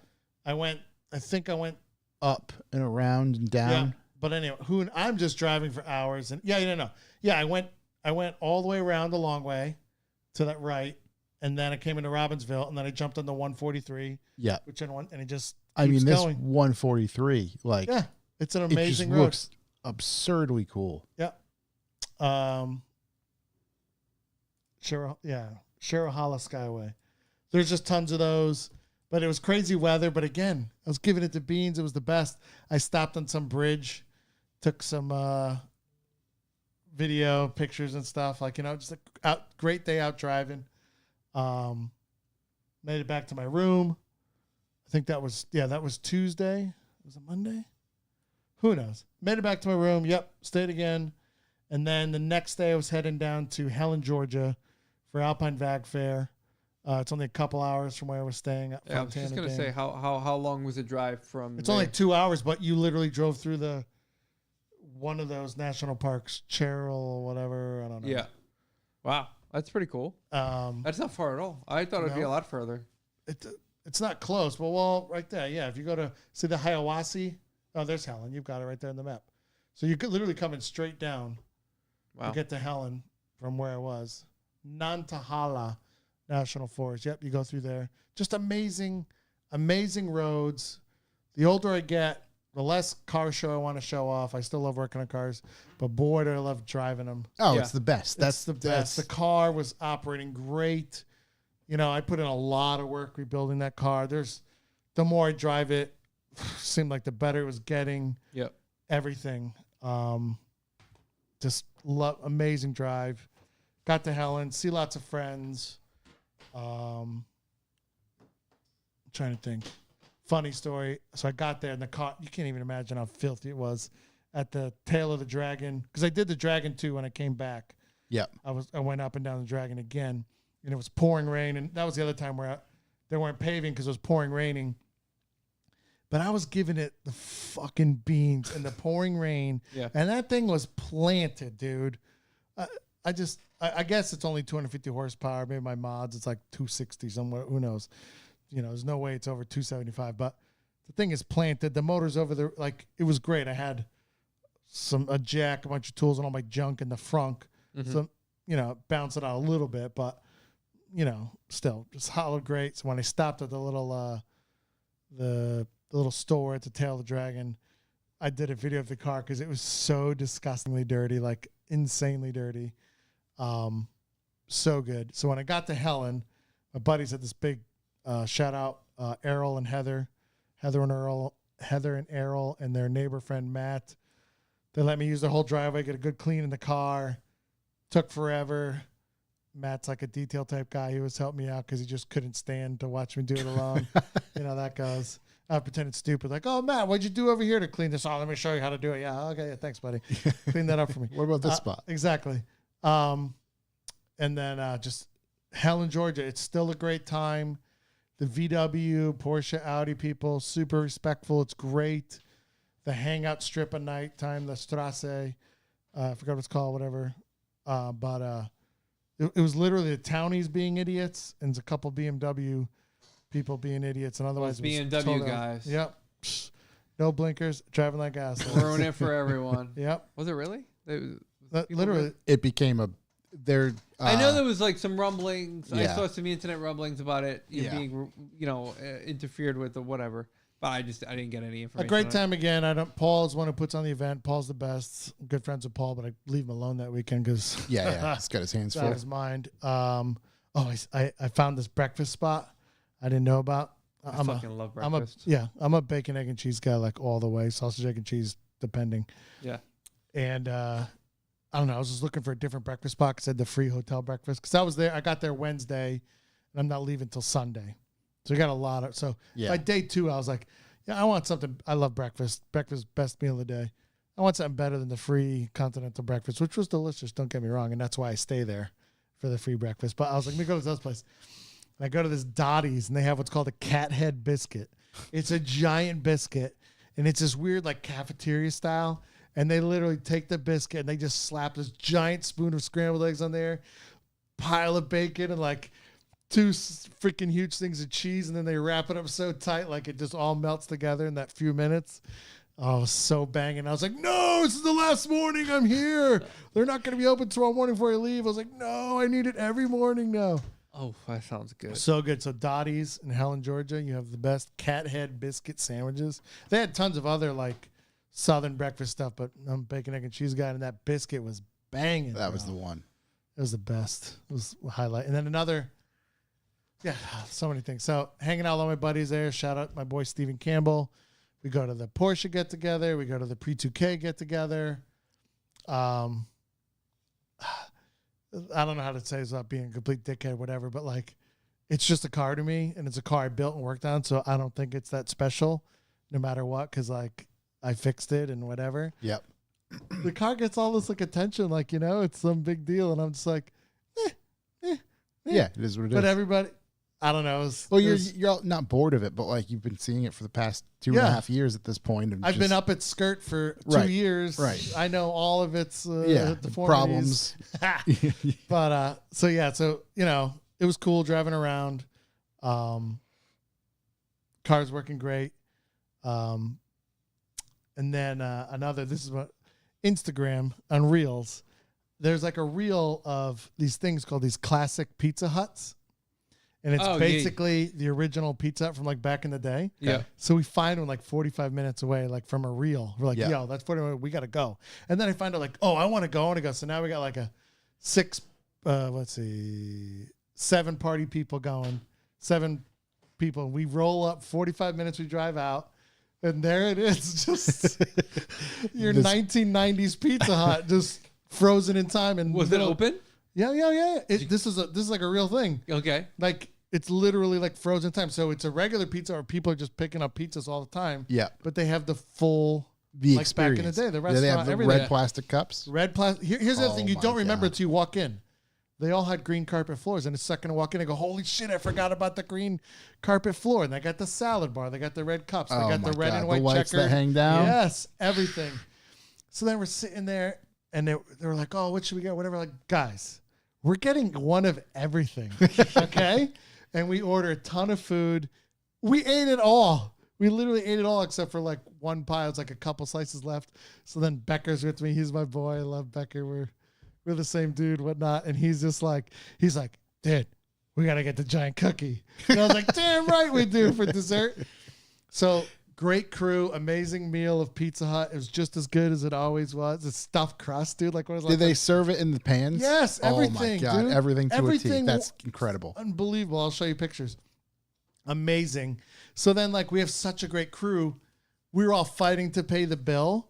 The girl ends up with like a $50+ tip on like $100 bill, $100 thing, whatever. Yeah. She literally almost starts crying because we left her like a $50 tip, whatever. And you're like, makes you feel so good. Yeah. Like, Yeah. like your people you hang out with went out. So then we were 45-minute drive home, but it was amazing.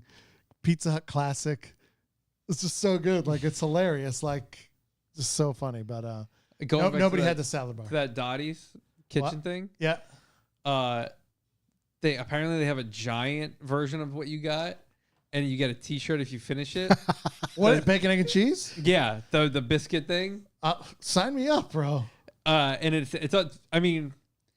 big, but I'd definitely be able to eat that no problem. Josh, put in the What screen. is it called? It Let's says go. home. You're gonna have to. It's via a Facebook page. It's gonna be tough. It's What gonna is be a it? tough Google. Dottie's, what's I the name? googled. I'll tell you what I googled, and we'll see what we do. I googled Dotties. Dottie's cat head biscuit, Yep.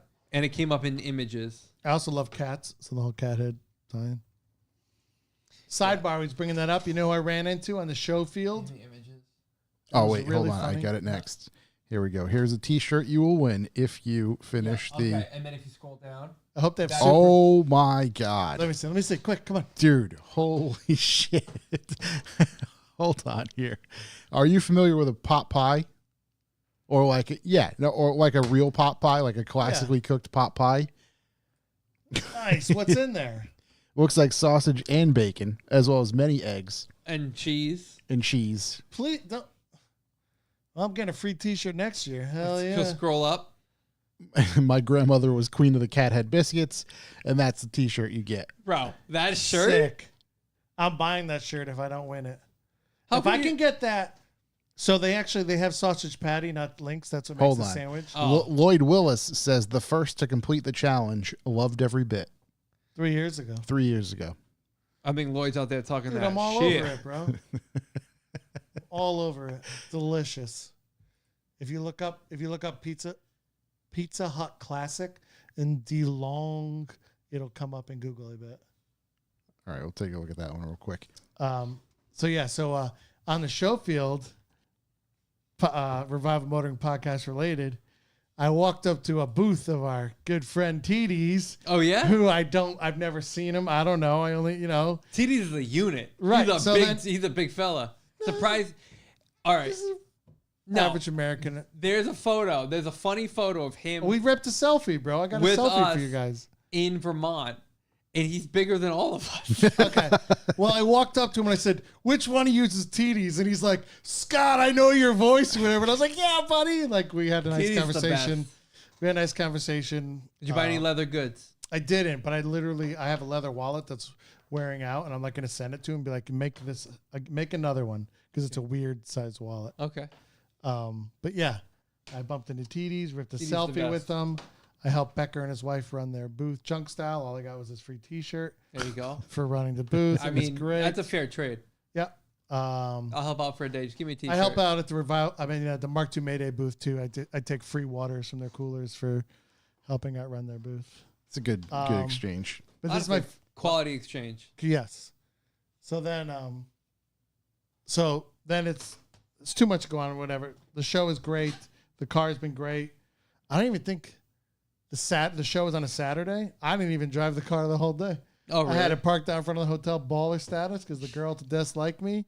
Because I asked, because they have free cookies at the desk. And I was like, why will they got oatmeal raisin? Where's the chocolate chip? I've been staying here for like 5 years straight. She's like, stay right there. And she brought out a whole basket and like for me to take. And I was like, oh, let me take. She goes, no, I brought you the whole basket. I go, lady, I don't need a whole basket of cookies. Lady, anyways, you were going to ruin my life. And then she was like, where are you parked? Whatever. She goes, just park up here. And I was like, okay, thanks. So I had baller parking at my little hotel. But anyway, so it's time to drive home on Sunday. And I did it last year, 16, 17 hours. Straight? Yeah. And I was like, oh, I think I could do this, but I have the whole thing. Like I get up at 5 almost every day. So like I usually get up at 5, do something. And then like I force myself to go back to sleep. I was like, fuck, I'm going to get up at 5 and just fucking roll. Yeah. So again, it's hours to get back to the hotel. To the highway, cruise to the back roads. These are more back roads than nice scenic roads, let's say. Yeah. There's some wild stuff going on out there. Like, The Wild Whites of West Virginia? I don't want to say it's a full-on deliverance. Yeah. But there it's was not some far areas, off. right? And then Paddle faster. I think I hear banjos. yes, Yeah. so car again is performing flawlessly. I'm checking it. Everything's amazing. So I remember years ago, Kevin McD and his girl Joan, they told me about this app called States and Plates. Do you guys remember the game when you were a kid where you had to get all the different states? So now they got an app for it, right? So you get the app, and then as you see the state, you click the thing in the app, and it would show a vanity plate. And then when you think you got it, you double click it, and it would show up like a vanity plate of something to reference that state, but then you have it on your map. So I was like, oh, I'm going to play a States and Plates game as I'm alone here, driving all the way home in my Porsche with no air conditioning either because I couldn't get that fixed in time. So you got to have the windows down. It's kind of hot. But I played States and Plates game, killing it. You're racing up on trucks. Yeah. You're whatnot, and I set my own rules. Like you can't, no plates unless you're driving the car. Like you can't go to a rest stop and drive around for the trucks, Yeah. I also played the game where like you can't get the New York plate in New York.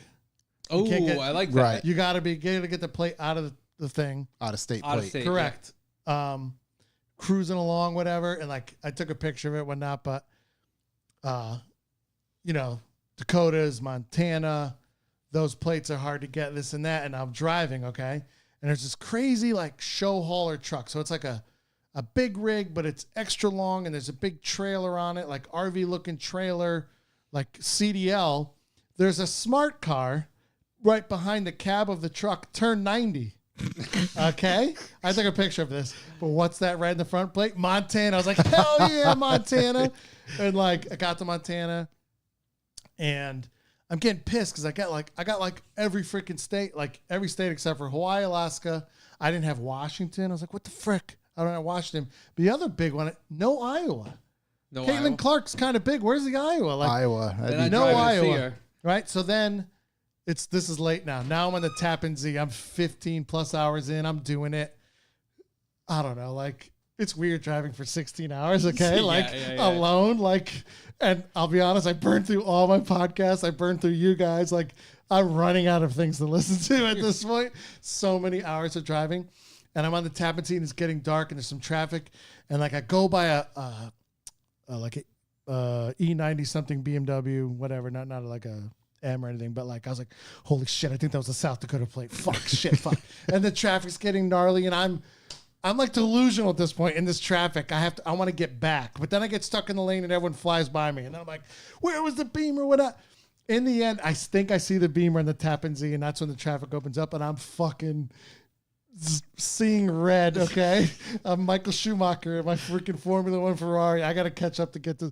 And I catch up to BMW to South Dakota plate. I'm like, yeah, motherfucker. What are the chances, Now, we all know why it's South Dakota plate because, Right. So but I got the South Dakota plate, so. Montana would be pretty easy to get in Connecticut. Let me tell you, if you somehow. guys got a long drive, you can reset the game, like new drive, new game. Yeah.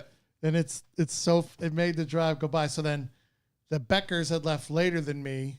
And they're heading back, and I was like messaging them or what. I was like, yeah, I just got Mississippi, whatever. And like, oh, and then we were texting back and forth like a group text on what states, this and that. And I was like, oh, I just got that. They're like, what? How did you get that? So Washington, I thought I would get, but I got like, you got to get Rhode Island, Connecticut, all not in the state.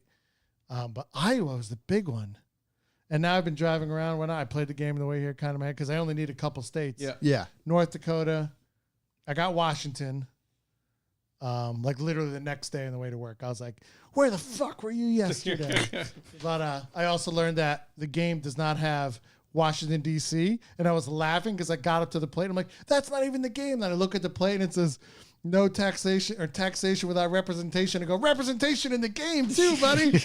And then you race up on something. He's like, what the fuck plate is that? Oh, Canada, you're ruining it. Quebec. Ontario, It just Quebec, says Quebec. Nova Scotia.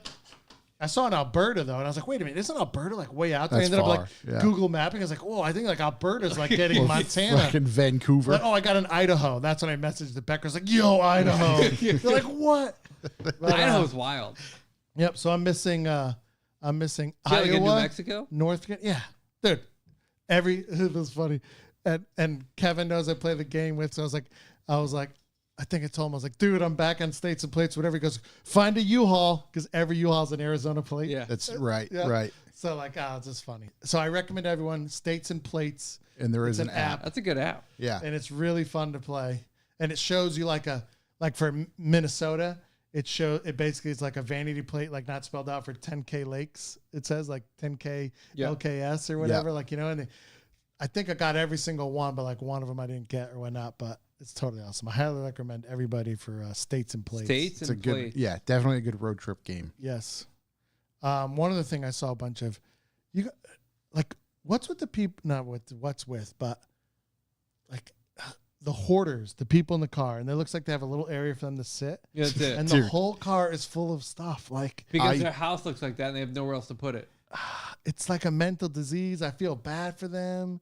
Some of the cars I see, it's just dangerous. Right, Like yeah, there's you can't no see way anything. you can actually. This was a brand new Prius, the new Prius, the whole new bot, and I was like, Whoa. who moved all that shit in there already? Like, Yeah. Right. You see the hoarder cars, it's like 6 years of hoarding in there. I'm like, Yeah. This Prius isn't even a year old, and they Yeah. got it filled to the brim. They probably pulled up, bought Transferred it, all their and stuff. transferred all their Yeah. stuff. And then you think to themselves too, like, how you affording a brand new car being a hoarder? Like, you have your life together enough to afford a brand new car, but oh man. Yeah, but States and Plates game, I recommend it for everybody. Oh, let me just show you. I have to think about the weight, Right, you're adding like how much weight who is now knows? added to Oh, the yeah. vehicle. It's somebody who hoards like gym weights. So you're missing. Oh man, you're missing 4 of I'm them, missing or Nevada. beside. Wyoming's a tough one. The Iowa, Nevada, I can't believe, but yeah, I'm only missing 5 states. No, 6 states: Hawaii and Alaska. I got, let's see, How many on the mainland? number of plates seen 44. Distance the farthest plate 2,476, which is ironic because when I got home, it was approximately 2,400 miles my entire trip. I had in the car because it was 2,200 miles my trip. Yeah. And I had 200 before I left. Yeah. Days since last seen it play, 12 days. That's different. But when you click on a state, like say I clicked on Wyoming, Mm-hmm. you can like select here. All right, And Wyoming. when I don't want to click on it, but it'll come up with a thing and you got to figure it out, whatnot, and it tells you the information about state. But it's a corny game, but who cares? It's fun. It as hell. keeps No, you it's busy. fun. Keeps you busy on Yep, the road. alone for 16 hours driving in your car. Yeah, I can't believe I didn't get Nevada, but Iowa, I was like, come on. There's a billion trucks in Iowa. Iowa is like the home of Love's Truck Stops or Flying J. Like, what's going on? Flying what? Flying J Truck Stop? Never heard of her. Really? You get out much? Flying Not J. to Iowa. Never No, been to I'm Iowa. just saying, Flying J is a big truck stop company. Yeah, Iowa. Never Love just to visit. never just passing through. So the Porsche made it home. What was really funny is when I got out of the car, I was vibrating. Yeah. And I was vibrating. I was laying in bed trying to go to sleep. And I And was you're like, just still, yeah. I like, dang. Because the car has like headers to like a single muffler. It's not that loud, Yeah. but like, It rumbles. yeah. Yeah. And it feels, it feels great. Seating position's weird. I love putting people, like you've all driven them. Yeah. I've driven a 964. Yeah. I have Dude, you not, sit in no. it. The pedals are over here. Yeah. The steering wheel's kind of over there. Yeah. Everything is all jacked up. A bit weird. crooked, yeah. Yes. It's hilarious. but the car performed flawlessly. I still haven't cleaned it. I've taken it out a couple times, drove around. Filthy. It's so filthy. Just does its job. I mean, it just picked up so many bugs and dirt because it was pretty clear driving home. Yeah. Some random person took a shot of me in New York driving or whatever, like a video. And then like, no person who knew a person who person like got back to me like, sick. There's a picture on the road. That's hilarious. And I forgot, like I knew the spoiler was like working because I heard it at a stop line. It's like, what the hell is that noise? Yeah. And then you hear it again. Oh my God, the And I was noises when freaking you're in a out. car. And then I like finally adjusted the mirror. I'm like, oh, sick. It's the spoiler's working. So at the killboy.com and Tail the Dragon, they take all the pictures. So I was looking back at Spoiler the thing up. and I was like, whoa, spoilers up, sick. Look at me go. It was awesome. I highly recommend everyone go out and drive. Yeah, that's the biggest thing. When's the next rally? October. What date? I know it's not mapped out yet. Yeah, it's not. I have one. I'm going to a rally in Italy in October. That's I why. have it picked out, I don't want to miss it. but I'm Off-air talk. there's multiple other participants that need to sign off on it. Okay. Yeah. I hope I'm around for it. If I am, I'm there. Yeah, I'm hoping that date works for us because it's I don't know if we could pull off everything another date wise. What's funny is just this weekend that went past, I changed the oil in the rally from the 2023 trip because it's enough mileage. Like you should change the oil. Yep. And it was a little, it wasn't old, but it wasn't changed right before I left. I was like, look at this. I'm servicing the car from 2023. And I was like, maybe I'll wash the Porsche in the summer of 2025. It's going to work out that way. You work at my pace. I like it. Yeah. Yeah. I got a lot of cars. So one last tidbit I did want to ask you, any progress on the R32? Nope. Nothing. Sat as if I seen it. Yep. Okay. You Fair. sell anything else? No. I want to sell. I have a Rabbit GTI 1983 Rabbit GTI, really nice. Zero package car. I got to get going on that. Like it just hasn't run in a couple years. It runs fine or whatever, but I want to go through it. It's white, red, interior, no AC, no smoker windows, no sunroof. That's what I call zero package car. They didn't have packages back then, but Volkswagen is with their packages. Yeah. Don't want to sell that, but I haven't touched much because when it was February or March when I started working on 964, like, I've already put 1,000 hours into it, and I just came up with 1,000 hours more of shit to do to it. Just pure insanity of I got to get everything dialed in. And you know what? That fucker worked perfect. The whole freaking trip, like It's a not pretty, even a blip. It's a Like pretty, I lost an exhaust hanger in the rally golf. I didn't, nothing. pretty wild to say a nearly 35-year-old car. Yeah. It's just 6-figure brand new car. Can't Rolling. fucking make it out of New Jersey. right. That's Fucking piece of shit. Now I'm It's 2 for so 2. true, with, dude. I'm 2 for 2 with 30-plus-year-old cars. yeah. And just, An 89 and a 90. No problem. Next year, I'd like to take the R32 though. yeah, that'd be cool. That'd be really cool. That's kind of the goal. Be nice and comfortable. Probably. In comparison. I don't think I'd be vibrating as much when I got home. And like my left ear was definitely fucked up from the wind noise too. Yeah. Yeah. Driving home for 16 hours with the window Just cracked straight, somewhat. yeah. It's not all the way down, but it's down, you know. In the Civic, you just the entire car vibrates. Yeah.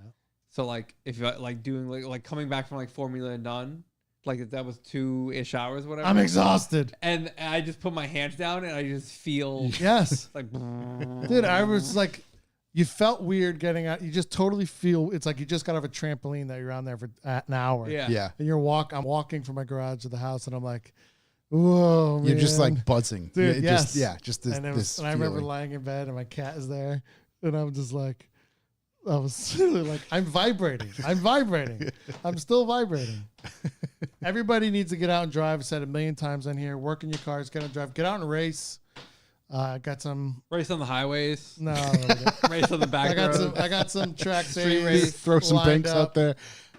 race in some parking lots. Yeah. Illegal race, street race. Yeah, sure. No, go to your goddamn tracks. Just don't race your Polo across the crosswalk because it'll. Yeah, it'll break. Or just Grenade don't itself. break. Just don't break. I should have mowed that bitch down. I would never be in this situation. Yeah, I would have never been here. I could have sold it on that guy's 6-mile blammo. Yeah. We went long, so we're not Yeah. going to answer any questions. If you have any questions, hit us up next week. Scott, I enjoy your car escapades. I It's love the always good to tangents. hear. I want to go on a car drive with you. I yeah. completely agree. Like we need to, besides the rally, well, maybe we take a truck out that way because there's a lot of nice roads once you get it in that direction. Or we can even take some back roads to get to his The roads spot. from like my place to get to Lime Rock. It's Yeah. only like an hour away and back. Amazing. Yeah, I think, that's on Amazing. the agenda for this year for sure.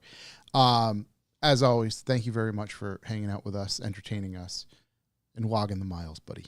Love it. 2 Just out hours there. home at least. Just out there getting it. Love Brett, thank you very much for joining us. Brett, thank you very much in the chat as well. Thank you. Thank you. Everybody out there, thank you everybody for listening. That is going to do it for us. Unless anybody has any parting thoughts, I think we're good, right? Anything coming up this weekend? This weekend? I can't think of anything in particular. Grid Life is coming. Cult Classic is the same time as Zach's Crafts June beer. 30th. Yeah. Yeah. So I won't be there. Yeah. I'll be in Pennsylvania. Where's Cold Classic in It's Pennsylvania? in Coopersburg. My friends from Ohio come out and we kind of just use it as It's a thing. Yeah. It's a reason. Yep. Nice. That stuff is coming up. We will be back next week as always. Thank you very much for listening. That's all we got this week. That's it. Peace out. Thanks, everybody. Adios.